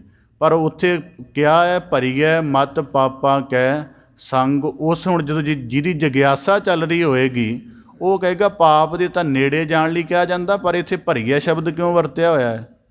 ਫਿਰ ਇੱਥੇ ਮਤ ਸ਼ਬਦ ਦਾ ਮਤਲਬ ਰੋਕਿਆ ਹੋਇਆ ਹੈ। ਪਾਪਾਂ ਕੈ ਸੰਗ ਦਾ ਮਤਲਬ ਕਿ ਪਾਪ, ਫਿਰ ਪਾਪ ਦਾ ਸੂਖਮ ਰੂਪ ਕੀ ਹੈ? ਜਦੋਂ ਇੰਨੇ ਸਾਰੇ ਪ੍ਰਸ਼ਨ ਇੱਕ ਪੰਕਤੀ ਦੇ ਨਾਲ ਜੁੜ ਜਾਣਗੇ ਤਾਂ ਫਿਰ ਪਾਠ ਨਹੀਂ ਰਹਿ ਜਾਏਗਾ, ਫਿਰ ਉਹ ਬੁੱਝਣ ਵਾਲੀ ਗੱਲ ਹੋ ਜਾਏਗਾ। ਫਿਰ ਇਹਦੇ ਵਿੱਚੋਂ ਹੀ ਬੰਦੇ ਦੀ ਤਲਾਸ਼ ਪੈਦਾ ਹੋਏਗੀ, ਉਹ ਸਾਰਾ ਦਿਨ ਹੀ ਇਸ ਗੱਲ ਵਾਲੇ ਪਾਸੇ ਰਹੇਗਾ, ਕਿਉਂਕਿ ਸੁਰਤ ਸ਼ਬਦ ਨਾਲ ਜੁੜਨਾ ਇਹਨੂੰ ਕਹਿੰਦੇ ਨੇ। ਫਿਰ ਉਹ ਸੋਚੇਗਾ ਕਿ ਮਤ ਪਾਪਾਂ ਕੈ ਸੰਗ ਕੀ ਹੈ, ਫਿਰ ਹੌਲੀ ਹੌਲੀ ਉਹਨੂੰ ਸ਼ਬਦ ਦੇ ਨਾਲ ਸਮਝ ਆਉਂ, ਫਿਰ ਉਹਨੂੰ ਕਥਾ ਦਾ ਮਤਲਬ ਪਤਾ ਲੱਗੇਗਾ ਵੀ ਕਥਾ ਕੀ ਹੁੰਦੀ ਹੈ। ਉਂਝ ਜੋ ਠੀਕ ਸੁਣ ਲਏਗਾ, ਫਿਰ ਜਦੋਂ ਫਿਰ ਪਤਾ ਲੱਗੇਗਾ ਕਿ ਮਨ ਦੇ ਜਿਹੜੇ ਸਾਡੇ ਸਾਰੇ ਹਿੱਸੇ ਨੇ ਜਿਨ੍ਹਾਂ ਨੂੰ ਮਾਇਆ ਨੇ ਪ੍ਰਭਾਵਿਤ ਕੀਤਾ, ਵਿਕਾਰਾਂ ਨੇ ਪ੍ਰਭਾਵਿਤ ਕੀਤਾ ਹੈ, ਇਹ ਬਾਹਰੋਂ ਕਿਸੇ ਦੀ ਚੋਰੀ ਨਹੀਂ ਕਰਦੇ, ਜ਼ੁਬਾਨ ਤੋਂ ਕਿਸੇ ਨੂੰ ਮੰਦਾ ਨਹੀਂ ਬੋਲਦੇ, ਕਿਸੇ ਦਾ ਧਨ ਨਹੀਂ ਚੁਰਾਉਂਦੇ। ਇਹ ਅਪਰਾਧ ਦੀਆਂ ਅਵਸਥਾਵਾਂ ਨੇ। ਪਰ ਜਿਹੜਾ ਪਾਪਾਂ ਕਹਿ ਸੰਗ ਦਾ ਮਤਲਬ ਹੈ ਕਿ ਸਾਰਾ ਦਿਨ ਕਦੀ ਈਰਖਾ ਦੇ ਵਸ ਸੋਚੀ ਜਾਣਾ, ਕਦੀ ਲੋਭ ਦੇ ਖਿਆਲ ਆਈ ਜਾਣੇ, ਕਦੀ ਕਾਮ ਦੀ ਮਲੀਨਤਾ ਮਨ 'ਤੇ ਛਾਈ ਰਹਿਣੀ, ਕਦੀ ਅਹੰਕਾਰ ਦੇ ਫੁਰਨੇ ਆਈ ਜਾਣੇ, ਬਸ ਅੰਦਰ ਦੇ ਪਾਦਰ 'ਤੇ ਹੀ ਆਈ ਜਾਣੇ। ਇਹਨੂੰ ਪਾਪਾਂ ਕਾ ਸੰਗ ਕਿਹਾ। ਅਤੇ ਜਿਹੜਾ ਇਸ ਜਗਿਆਸਾ ਵਿੱਚ ਪੈਂਦਾ ਹੈ ਉਹੀ ਗਿਆਨ ਦੇ ਤੀਖਣ ਉਪਦੇਸ਼ ਦੇ ਨੇੜੇ ਹੁੰਦਾ। ਇਸ ਕਰਕੇ ਗੁਰਬਾਣੀ 'ਚ ਇਹ ਚੀਜ਼ਾਂ ਬਹੁਤ ਮਾਇਨੇ ਰੱਖਣ ਵਾਲੀਆਂ ਹਨ। ਅੱਜ ਜਿਹੜੀ ਬਹੁਤ ਪਾਠਾਂ ਦੀ ਭਰਮਾਰ ਹੋ ਰਹੀ, ਇਹਦਾ ਵੀ ਇੱਕ ਕਾਰਨ ਹੈ। ਹੁਣ ਕਈ ਵਾਰੀ ਮੈਂ ਇਸ ਗੱਲ ਦਾ ਮੈਂ ਨਿਸ਼ੇਧ ਨਹੀਂ ਕਰਦਾ ਕਿਸੇ ਦੀ, ਭਾਵਨਾ ਦੇ ਨੁਕਤੇ ਤੋਂ ਹਰ ਇੱਕ ਦਾ ਕਰਮ ਆਪਣੇ ਆਪ ਦੇ ਵਿੱਚ ਉੱਤਮ ਹੁੰਦਾ ਹੈ, ਪਰ ਗੁਰੂ ਨੇ ਸਾਨੂੰ ਉਹਦੇ ਸਾਰੇ ਰੂਪ ਦਿਖਾਏ ਨੇ। ਜੇ ਹੁਣ ਬੱਚੇ ਨੂੰ ਮੰਨ ਲਓ, ਜਿਵੇਂ ਬੱਚੇ ਨੂੰ ਨਰਸਰੀ ਦੇ ਵਿੱਚ ABC ਸਮਝ ਆ ਜਾਂਦੀ ਹੈ ਅਤੇ ਬੱਚਾ ਕਹੇ ਮੈਨੂੰ ABC ਸਮਝ ਆ ਗਈ, ਮੇਰੇ ਜੀਵਨ ਦੀ ਇਹੀ ਬੜੀ ਵੱਡੀ ਪ੍ਰਾਪਤੀ ਹੈ। ਇਹ ਤਾਂ ਕਿਹਾ ਜਾ ਸਕਦਾ ਕਿ ਚਲੋ 1 ਸਾਲ ਦੇ ਵਿੱਚ ਤੂੰ ABC ਦਾ ਬੜਾ ਗਿਆਨ ਪ੍ਰਾਪਤ ਕਰ ਲਿਆ, ਪਰ ਇਹ ਵੀ ਕਹਿਣਾ ਪਏਗਾ ਕਿ ਹੁਣ ਸ਼ਬਦ ਜੋੜ ਦੇ ਨਾਲ ਵੱਡੇ ਵਾਕ, ਅੱਗੇ ਉਹਨਾਂ ਦੇ ਅਰਥ, ਅੱਗੇ ਉਹਨਾਂ ਦੀਆਂ ਗ੍ਰਾਮੈਟੀਕਲ ਪੋਜੀਸ਼ਨ, ਅੱਗੇ ਉਹਨਾਂ ਦੇ ਭਾਵ ਅਰਥ, ਅੱਗੇ ਉਹਨਾਂ ਦੇ ਲਿੰਗੁਇਸਟਿਕ ਆਸਪੈਕਟ, ਇਹ ਸਾਰੇ ਸਿੱਖਣੇ ਪੈਣਗੇ ਕਾਕਾ, ਫਿਰ ਤੇਰੀ ਗੱਲ ਪੂਰੀ ਬਣਨੀ ਹੈ। ਤਾਂ ਕਰਕੇ ਤਾਂ ਭਗਤ ਕਬੀਰ ਸਾਹਿਬ ਜੀ ਕਹਿੰਦੇ ਕੌਡੀ ਬਦਲਿਆ ਜਾਏ। ਅਸੀਂ ਜਗਿਆਸਾ ਬਹੁਤ ਸਾਡੀ ਮੱਧਮ ਪੈ ਗਈ ਹੈ। ਅਸੀਂ ਤਾਂ ਸਕੂਲ 'ਚ ਵੀ ਪੜ੍ਹੀਏ, ਕੋਈ ਜਗਿਆਸਾ ਨਹੀਂ ਹੁੰਦੀ। ਪੰਜਾਬ 'ਚ ਕਿੰਨੇ ਕੁ ਵਿਗਿਆਨਕ ਪੈਦਾ ਹੁੰਦੇ ਨੇ, ਪਰ ਬੱਚੇ BSc MSc ਕਰ ਹੀ ਜਾਂਦੇ ਨੇ। ਉਹ ਕੀ ਹੈ, ਬਸ ਉਹ ਇੱਕ ਸਿਲੇਬਸ ਪੇਪਰ ਦਿੱਤਾ, ਗੱਲ ਮੁੱਕੀ। ਪਦਾਰਥਾਂ ਦੇ ਪੱਛਮ ਕਿਉਂ ਪੈਦਾ ਕਰਦਾ ਵਿਗਿਆਨਕ? ਉਹਨਾਂ ਦੇ ਬੱਚਿਆਂ ਅੰਦਰ ਜਗਿਆਸਾ ਹੁੰਦੀ ਹੈ। ਸਾਡੇ ਜਿਹੜੇ ਧਰਮ ਦੇ ਬੰਦੇ ਨੇ ਉਹ ਵੀ ਪੜ੍ਹੀਆਂ ਪੜ੍ਹਾਈਆਂ ਗੱਲਾਂ ਹੀ ਅੱਗੇ ਫਾਰਵਰਡ ਕਰੀ ਜਾ ਰਹੇ ਨੇ। ਉਸ ਗੱਲ ਦੇ ਅਨੁਭਵ ਕਮਾਉਣ ਨੂੰ ਆਪਣੀ ਜ਼ਿੰਦਗੀ ਦਾ ਕਿੰਨਾ ਬਲ ਜਾਲਣਾ ਪੈਂਦਾ ਹੈ, ਇਸ ਗੱਲ ਦੀ ਕੋਈ ਮਿਹਨਤ ਨਹੀਂ ਕਰਦਾ। ਤਾਂ ਕਰਕੇ ਭਗਤ ਕਬੀਰ ਸਾਹਿਬ ਜੀ ਨੇ ਕਿਹਾ ਬੰਨਜਨ ਹਾਰੇ ਬਾਹਰਾ, ਕਿ ਜਿਹੜੀ ਵਸਤ ਦੀ ਸਾਰ ਜਾਣਨੀ। ਇਸ ਕਰਕੇ ਗੁਰਬਾਣੀ ਜਦੋਂ ਇੱਕ ਸਤਿਗੁਰੂ ਸਾਹਿਬ ਜੀ ਦਾ ਵਾਕ ਆਉਂਦਾ ਹੈ, ਅੰਮ੍ਰਿਤ ਕੀ ਸਾਰ ਸੋਈ ਜਾਣੈ ਜੇ ਅੰਮ੍ਰਿਤ ਕਾ ਵਪਾਰੀ ਜੀਓ। ਕਿ ਵਪਾਰੀ ਦਾ ਮਤਲਬ ਕੀ ਹੈ ਕਿ ਜਦੋਂ ਅਨੁਭਵ ਕਮਾਉਣਾ ਪੈਂਦਾ ਹੈ, ਫਿਰ ਉਹ ਥਾਂ ਥਾਂ ਜਾਣਾ ਪੈਂਦਾ ਹੈ, ਥਾਂ ਥਾਂ ਉਹ ਚੀਜ਼ ਦੀ ਭਾਲ ਕਰਨੀ ਪੈਂਦੀ ਕਿ ਇਹਦੀ ਕੀ ਗੱਲ ਹੈ। ਜਿਵੇਂ ਮੈਂ ਇੱਕ ਪ੍ਰਮਾਣ ਆਪਦੇ ਸਨਮੁਖ ਰੱਖਦਿਆਂ, ਹੋਰ ਸਾਡੇ ਸਿੱਖ ਪੰਥ ਦੇ ਵਿਦਵਾਨ ਹੋਏ ਨੇ ਡਾਕਟਰ ਜਸਵੰਤ ਸਿੰਘ ਨੇਕੀ। ਉਹਨਾਂ ਨੇ ਆਪਣੇ ਜੀਵਨ ਦਾ ਇੱਕ ਅਨੁਭਵ ਲਿਖਿਆ। ਕਹਿੰਦੇ ਮੈਂ ਨਾ ਕਿ ਇੱਕ ਦਫਾ ਮੇਰੇ ਮਨ 'ਚ ਆਇਆ ਵੀ ਜਪਜੀ ਸਾਹਿਬ ਦੇ ਬੜੇ ਟੀਕੇ ਇਕੱਠੇ ਕੀਤੇ ਜਾਣ, ਸਾਰੇ ਪੜ੍ਹੇ ਜਾਣ। ਤਾਂ ਕਹਿੰਦੇ ਕਿ ਮੈਂ ਕੀ ਕੀਤਾ ਕਿ ਕਾਫੀ ਟੀਕੇ ਖਰੀਦ ਲਏ, ਬੜੇ ਟੀਕੇ ਪੜ੍ਹੇ, ਪਰ ਕਿਤੋਂ ਨਿਸ਼ਾ ਨਾ ਹੋਈ। ਜਿਹੜੀ ਪੰਕਤੀ ਆਉਂਦੀ ਸੀ, ਪੰਚਾਂ ਕਾ ਗੁਰ ਏਕ ਧਿਆਨ, ਕਹਿੰਦੇ ਬੜੇ ਟੀਕੇ ਪੜ੍ਹੇ, ਕਿਤੋਂ ਤਸੱਲੀ ਨਾ ਹੋਈ। ਤਾਂ ਕਹਿੰਦੇ ਫਿਰ ਮੈਂ ਕੀ ਹੋਇਆ ਕਿ ਜਿਹੜੇ ਸਾਡੇ ਸਿੱਖ ਪੰਥ ਵਿੱਚ ਇੱਕ ਕਿਤਾਬਾਂ ਛਾਪਣ ਵਾਲੇ ਨੇ ਬੜੇ ਪੁਰਾਣੇ, ਸਿੰਘ ਬ੍ਰਦਰ, ਉਹਨਾਂ ਦੇ ਮਾਲਕ ਸੇਵਾ ਸਿੰਘ ਸਨ ਪ੍ਰਕਾਸ਼ਕ, ਉਹ ਆਪ ਬੜੇ ਵੱਡੇ ਗਿਆਨੀ ਸਨ। ਕਹਿੰਦੇ ਹਾਰ ਕੇ ਮੈਂ ਉਹਨਾਂ ਪਾਸ ਗਿਆ ਜੀ, ਇੰਨੇ ਸਾਰੇ ਮੈਂ ਗੁਰਬਾਣੀ ਦੇ ਟੀਕੇ ਖਰੀਦੇ ਨੇ, ਪਰ ਕਿਸੇ ਜਗ੍ਹਾ ਨਿਸ਼ਾ ਨਹੀਂ ਹੋਈ। ਮਤਲਬ ਮੈਨੂੰ ਆਹ ਪੰਚਾਂ ਕਾ ਗੁਰ ਏਕ ਧਿਆਨ ਵਾਲੀ ਪੰਕਤੀ ਦੇ ਅਰਥ ਜਿਹੜੇ ਹਨ ਜਾਂ ਇਹਦਾ ਵੱਡਾ ਅਨੁਭਵ ਕੀ ਹੈ, ਮੈਨੂੰ ਕਿਸੇ ਟੀਕੇ 'ਚੋਂ ਨਹੀਂ ਮਿਲਿਆ। ਹੁਣ ਮੈਂ ਕੀ ਕਰਾਂ? ਤਾਂ ਉਹ ਫਿਰ ਕਹਿਣ ਲੱਗੇ ਕਿ ਬੇਟਾ ਗੱਲ ਐਵੇਂ ਹੈ ਕਿ ਪੋਥੀਆਂ ਦੇ ਅਰਥ ਸੀਮਤ ਹੁੰਦੇ ਨੇ, ਔਰ ਪੋਥੀ ਇੱਕ ਜਿੰਨਾ ਕਿਸੇ ਦਾ ਅਨੁਭਵ ਸੀ ਓਨੇ ਕੁ ਅਨੁਭਵ ਦੇ ਵਿੱਚ ਉਹਨੇ ਪੋਥੀ ਲਿਖ ਦਿੱਤੀ। ਜੇ ਤੈਨੂੰ ਅਨੁਭਵੀ ਅਰਥ ਚਾਹੀਦੇ ਨੇ ਤਾਂ ਕਿਸੇ ਬੰਦਗੀ ਵਾਲੇ ਰਸ਼ਕ ਪੁਰਸ਼ ਕੋਲ ਜਾ, ਉਹਦੇ ਕੋਲ ਜਾ ਕੇ ਬੇਨਤੀ ਕਰਕੇ ਆਪਣੀ ਜਗਿਆਸਾ ਪ੍ਰਗਟ ਕਰ, ਅਤੇ ਉਹਨੇ ਜਿਹੜਾ ਆਪਣਾ ਨਿੱਜ ਅਨੁਭਵ ਕਮਾਇਆ ਹੋਏਗਾ ਉਹਦੇ ਨਾਲ ਤੇਰੀ ਅਰਥ ਦੀ ਤ੍ਰਿਪਤੀ ਜਿਹੜੀ ਹੈ ਸੰਤੁਸ਼ਟਗੀ ਹੋਏਗੀ। ਅੱਜ ਜਿਹੜਾ ਕਥਾ ਦਾ ਨੈਰੇਟਿਵ ਹੈ ਉਹਦੇ ਵਿੱਚ ਇਤਿਹਾਸ ਬੜਾ ਭਾਰੂ ਹੈ। ਕਿਤੇ ਵੀ ਕਥਾ ਸੁਣ ਲਓ ਇਤਿਹਾਸ ਦੀ ਗੱਲ ਬਹੁਤ ਜ਼ਿਆਦਾ ਹੋਏਗੀ। ਉਹਦਾ ਭਾਵ ਕੀ ਹੁੰਦਾ ਹੈ ਕਿ ਉਹਦੇ ਵਿੱਚ ਸ਼ਬਦ ਸੁਰਤ ਦੀ ਗੱਲ ਬਹੁਤ ਘੱਟ ਗਈ ਹੈ। ਉਹਦੇ ਇਸ ਕਰਕੇ ਭਗਤ ਕਬੀਰ ਸਾਹਿਬ ਜੀ ਕਹਿੰਦੇ ਬੰਨਜਨ ਹਾਰੇ ਬਾਹਰਾ। ਇਹ ਬੜੀ ਡੈਂਸ ਗੱਲ ਹੈ। ਜੇ ਇਸ ਗੱਲ ਨੂੰ ਹੋਰ ਵਿਚਾਰਿਆ ਜਾਵੇ ਤਾਂ ਭਾਵ ਕੀ ਹੈ ਕਿ ਬੰਨਜਨ ਹਾਰੇ, ਕਿ ਗਿਆਨ ਦਾ ਮੂਲਕ ਉਪਦੇਸ਼ ਪ੍ਰਾਪਤ ਕੀਤਾ। ਜਿਵੇਂ ਹੁਣ ਅਸੀਂ ਸਹਿਜ ਦੀ ਗੱਲ ਕਰਦੇ ਹਾਂ, ਅੱਜ ਤੁਸੀਂ ਕਿਤੇ ਚਲੋ ਇਹ ਤਾਂ ਚੱਲਦਾ, ਜਿਵੇਂ ਜਿਹੜੀ ਮੈਂਟਲਿੰਗ ਕਾਉਂਸਲਿੰਗ ਉਹਦੇ ਵਿੱਚ ਇਹ ਗੱਲਾਂ ਬੜੀਆਂ ਚੱਲਦੀਆਂ ਨੇ। ਉਹਨਾਂ ਨੇ ਵੀ ਇਹ ਢੰਗ ਅਪਣਾ ਲਿਆ ਹੌਲੀ ਹੌਲੀ, ਕਿਉਂਕਿ ਧਰਮ ਦੇ ਵਿੱਚ ਉਹ ਕਥਾ ਦੇ ਵਿੱਚ ਓਡੀ ਵੱਡੀ ਖੁਰਾਕ ਮਿਲਦੀ ਨਹੀਂ, ਤਾਂ ਉਹਨਾਂ ਨੂੰ ਪੀਸ ਆਫ ਮਾਈਂਡ ਦਾ ਨਾਮ ਦੇ ਕੇ ਪ੍ਰੋਗਰਾਮ ਸ਼ੁਰੂ ਕਰ ਲਏ ਨੇ। ਤਾਂ ਹੁਣ ਅਸੀਂ ਸਹਿਜ ਦੀ ਅਕਸਰ ਗੱਲ ਕਰਦੇ ਹਾਂ। ਹੁਣ ਜਿਹੜੇ ਬੰਦੇ ਨੇ ਆਪ ਸਹਿਜ ਬਾਰੇ ਠੀਕ ਹੈ ਇੱਕ ਕਥਾਵਾਚਕ ਨੇ, ਸਾਰੇ ਪ੍ਰਮਾਣ ਗੁਰੂ ਗ੍ਰੰਥ ਸਾਹਿਬ 'ਚੋਂ ਕੱਢ ਕੇ ਪੜ੍ਹ ਲਏ, ਉਹਨਾਂ ਦੇ ਅਰਥ ਵੀ ਪੜ੍ਹ ਲਏ, ਉਹਨਾਂ ਦਾ ਭੇਦ ਵੀ ਜਾਣ ਲਿਆ, ਪਰ ਜੇ ਉਹਨੇ ਆਪਣੇ ਨਿੱਜੀ ਜੀਵਨ ਦੇ ਨਾਲ ਕਨੈਕਟ ਕਰਕੇ ਉਸ ਗੱਲ ਨੂੰ ਨਾ ਕਮਾਇਆ ਹੋਇਆ, ਉਹ ਤੁਹਾਨੂੰ ਉਹਦੇ ਅਰਥ ਤੋਂ ਤਾਂ ਜਾਣੂ ਕਰਾ ਦੇਗਾ ਕਿ ਸਹਿਜ ਦਾ ਅਰਥ ਇਹ ਹੁੰਦਾ ਹੈ, ਪਰ ਉਹਦੇ ਅਨੁਭਵ ਦਾ ਕੀ ਰੂਪ ਹੁੰਦਾ ਹੈ ਇਹ ਨਹੀਂ ਦਿਖਾ ਸਕੇਗਾ। ਇਸ ਕਰਕੇ ਬਨਜਨ ਹਾਰੇ ਬਾਹਰ ਆ, ਮਤਲਬ ਹੀਰਾ ਆ ਗਿਆ ਅਤੇ ਹੀਰੇ ਨੂੰ ਪਰਖਣ ਦਾ ਢੰਗ ਵੀ ਆ ਗਿਆ, ਪਰ ਉਹਦੀ ਕੀਮਤ ਕਿੰਨੀ ਸੀ ਇਹ ਨਿਸ਼ਚਿਤ ਕਰਨੀ ਨਹੀਂ ਆਈ। ਤਾਂ ਕਰਕੇ ਭਗਤ ਕਬੀਰ ਸਾਹਿਬ ਜੀ ਕਹਿੰਦੇ ਕੌਡੀ ਬਦਲਿਆ ਜਾਏ, ਅਤੇ ਕੌਡੀਆਂ ਦੇ ਬਦਲੇ ਜਾ ਰਹੇ ਹਨ। ਇਹੀ ਸਾਰੇ ਅਧਿਆਤਮ ਦਾ। ਇਸ ਕਰਕੇ ਇਹ ਸ਼ਲੋਕ ਦੇਖੋ ਜਿਸ ਸਮੇਂ ਸਥਾਨ ਦੇ ਵਿੱਚ ਉਚਾਰਿਆ ਗਿਆ ਉਦੋਂ ਵੀ ਕਿੰਨਾ ਰੈਲੇਵੈਂਟ ਸੀ, ਅੱਜ ਵੀ ਕਿੰਨਾ ਰੈਲੇਵੈਂਟ ਹੈ। ਇਹ ਇਕੱਲੀ ਭ੍ਰਿਸ਼ਟਾਚਾਰੀ ਰਾਜਨੀਤੀ ਜਾਂ ਹੋਰ ਪੱਖਾਂ 'ਚ ਥੋੜ੍ਹਾ ਚੱਲਦੀ ਹੈ, ਧਰਮ 'ਚ ਵੀ ਸਿਰੇ ਦੀ ਚੱਲਦੀ ਹੈ। ਗੱਲ ਕੀ ਹੈ ਕਿ ਧਰਮ ਦੇ ਵਿੱਚ ਉਹਦੀ ਪਛਾਣ ਕਰਨੀ ਔਖੀ ਹੋ ਜਾਂਦੀ ਹੈ, ਕਿਉਂਕਿ ਉਹ ਸਿਲਸਿਲਾ ਹੋਰ ਤਰ੍ਹਾਂ ਦਾ ਹੁੰਦਾ ਹੈ। ਤਾਂ ਭਗਤ ਕਬੀਰ ਸਾਹਿਬ ਜੀ ਕਹਿੰਦੇ ਬਨਜਨ ਹਾਰੇ ਬਾਹਰਾ ਕੌਡੀ ਬਦਲਿਆ ਜਾਏ। ਇੱਕ ਹੋਰ ਪ੍ਰਮਾਣ ਆਪਦੇ ਸਨਮੁਖ ਰੱਖਦਿਆਂ ਭਗਤ ਕਬੀਰ ਸਾਹਿਬ ਜੀ ਦੇ ਸ਼ਲੋਕਾਂ 'ਚ ਉਪਦੇਸ਼ ਹੈ, ਕਬੀਰ ਅਵਰ ਹੈ ਕੋ ਉਪਦੇਸ਼ ਤੇ ਮੁਖ ਮੈਂ ਪਰ ਹੈ ਰੇਤ। ਜਦੋਂ ਕਥਨੀ ਕਰਦੇ ਨੇ ਬੜੇ ਸੁਸ਼ੀਲ, ਬੜੇ ਗੁਣਾਂ ਦਾ ਭੰਡਾਰ ਨਜ਼ਰ ਆਉਂਦੇ ਨੇ, ਪਰ ਅੰਦਰ ਜਿਹੜੀ ਮਾਨਸਿਕ ਮਨਸ਼ਾ ਹੈ ਉਹ ਬੜੀ ਛੋਟੀ ਹੁੰਦੀ ਹੈ। ਇਸ ਕਰਕੇ ਭਗਤ ਕਬੀਰ ਸਾਹਿਬ ਜੀ ਕਹਿੰਦੇ ਬਾਹਰ ਆ। ਇਸ ਕਰਕੇ ਗਿਆਨ ਦਾ ਅਨੁਭਵ ਸੁਣਾਉਣ ਦਾ ਵਿਸ਼ਾ ਨਹੀਂ ਹੈ ਜਾਂ ਕਥਨ ਦਾ ਵਿਸ਼ਾ ਨਹੀਂ ਹੈ, ਇਹਦਾ ਤਾਂ ਅਨੁਭਵ ਮੰਨਣ ਦਾ ਵਿਸ਼ਾ ਹੈ। ਤਾਂ ਕਰਕੇ ਅੱਜ ਜਿਹੜੇ ਜਗਿਆਸੂ ਘਟ ਗਏ ਤਾਂ ਗਿਆਨੀ ਵੀ ਘਟ ਗਏ। ਗਿਆਨੀਆਂ ਦਾ ਵੀ ਇੱਕ ਆਪਣਾ ਪੱਧਰ ਹੈ, ਉੱਥੋਂ ਤੱਕ ਸੀਮਤ ਰਹਿੰਦੇ ਨੇ। ਜਗਿਆਸੂਆਂ ਦਾ ਵੀ ਇੱਕ ਆਪਣਾ ਪੱਧਰ ਸੀਮਤ ਹੈ। ਇਹ ਵੀ ਇੱਕ ਸਮੇਂ ਦਾ ਸਥਾਨ ਦਾ ਹੁੰਦਾ ਹੈ। ਤਾਂ ਭਗਤ ਕਬੀਰ ਸਾਹਿਬ ਜੀ ਕਹਿੰਦੇ ਕੌਡੀ ਬਦਲਿਆ ਜਾਏ, ਥੋੜ੍ਹੇ ਜਿਹੇ ਮੁੱਲਾਂ ਬਦਲੇ ਗੱਲ ਵੇਚੀ ਜਾ ਰਹੀ ਹੈ। ਤਾਂ ਇਹਦੇ ਕਰਕੇ ਫਿਰ ਕੀ ਹੋਏਗਾ? ਕਰਮ ਚੰਗਾ ਹੈ, ਇਸ ਥਾਂ ਦਾ ਪ੍ਰਯੋਗ ਕਰ ਰਹੇ ਹਾਂ ਗੁਰਦੁਆਰਾ ਸਾਹਿਬ ਦਾ, ਇਹ ਵੀ ਚੰਗਾ ਹੈ। ਤੁਸੀਂ ਸਮਾਂ ਕੱਢ ਕੇ ਇਹ ਵੀ ਬੜੀ ਵੱਡੀ ਗੱਲ ਹੈ। ਮੈਂ ਆਪਣਾ ਯਤਨ ਕਰਕੇ ਕਥਨੀ ਕਰ ਰਿਹਾ, ਇਹ ਵੀ ਬੜੀ ਉੱਤਮ ਗੱਲ ਹੈ। ਪਰ ਇਸ ਗੱਲ ਦੇ ਵਿੱਚੋਂ ਕੁਝ ਵੱਡਾ ਨਾ ਪੈਦਾ ਹੋਣਾ, ਇਸ ਸੰਕਟ ਦੀ ਗੱਲ ਭਗਤ ਕਬੀਰ ਸਾਹਿਬ ਜੀ ਅੱਜ ਕਰ ਰਹੇ ਹਾਂ ਕਿ ਨਾ ਕਥਨੀ ਵਾਲਾ ਆਪ ਸੁਧਰਿਆ ਹੋਇਆ, ਵਾਚਿਆ ਹੋਇਆ, ਅਤੇ ਜਿਹੜੇ ਸੁਣਨ ਵਾਲੇ ਹਨ ਉਹ ਵੀ ਇਸ ਕਰਕੇ ਨਹੀਂ ਸੁਣ ਰਹੇ ਕਿ ਜੀਵਨ ਦੇ ਵਿੱਚ ਕੁਝ ਚੰਗਾ ਧਾਰਨ ਕਰਨਾ ਜਾਂ ਗਿਆਨ ਦੀ ਰਾਸ ਪੱਲੇ ਕਮਾਉਣੀ ਹੈ। ਇਸ ਪ੍ਰਕਾਰ ਭਗਤ ਕਬੀਰ ਸਾਹਿਬ ਜੀ ਸਾਨੂੰ ਉਪਦੇਸ਼ ਬਖਸ਼ਿਸ਼ ਕਰਕੇ ਨਵਾਜਦੇ ਹਨ। ਫਿਰ ਇਹਦਾ ਇੱਕ ਹੋਰ ਅਰਥ ਆਪਦੇ ਸਨਮੁਖ ਰੱਖਦੇ ਹਾਂ। ਭਗਤ ਕਬੀਰ ਸਾਹਿਬ ਜੀ ਕਹਿੰਦੇ ਏਕ ਅਚੰਭਵ ਦੇਖਿਓ, ਇੱਕ ਹੈਰਾਨਗੀ ਦੀ ਗੱਲ ਹੈ। ਹੀਰੇ ਵਰਗਾ ਜਨਮ ਹੈ, ਕੌਡੀ ਬਦਲਿਆ ਜਾਏ ਦਾ ਭਾਵ ਕਿ ਹਾਟੀ 'ਤੇ ਵਿਕ ਰਿਹਾ ਹੈ, ਪਦਾਰਥਾਂ ਦੇ ਥੋੜ੍ਹੇ ਜਿਹੇ ਰਸਾਂ ਬਦਲੇ ਆਪਣੇ ਆਪ ਨੂੰ ਮਲੀਨ ਕਰੀ ਜਾ ਰਿਹਾ ਹੈ।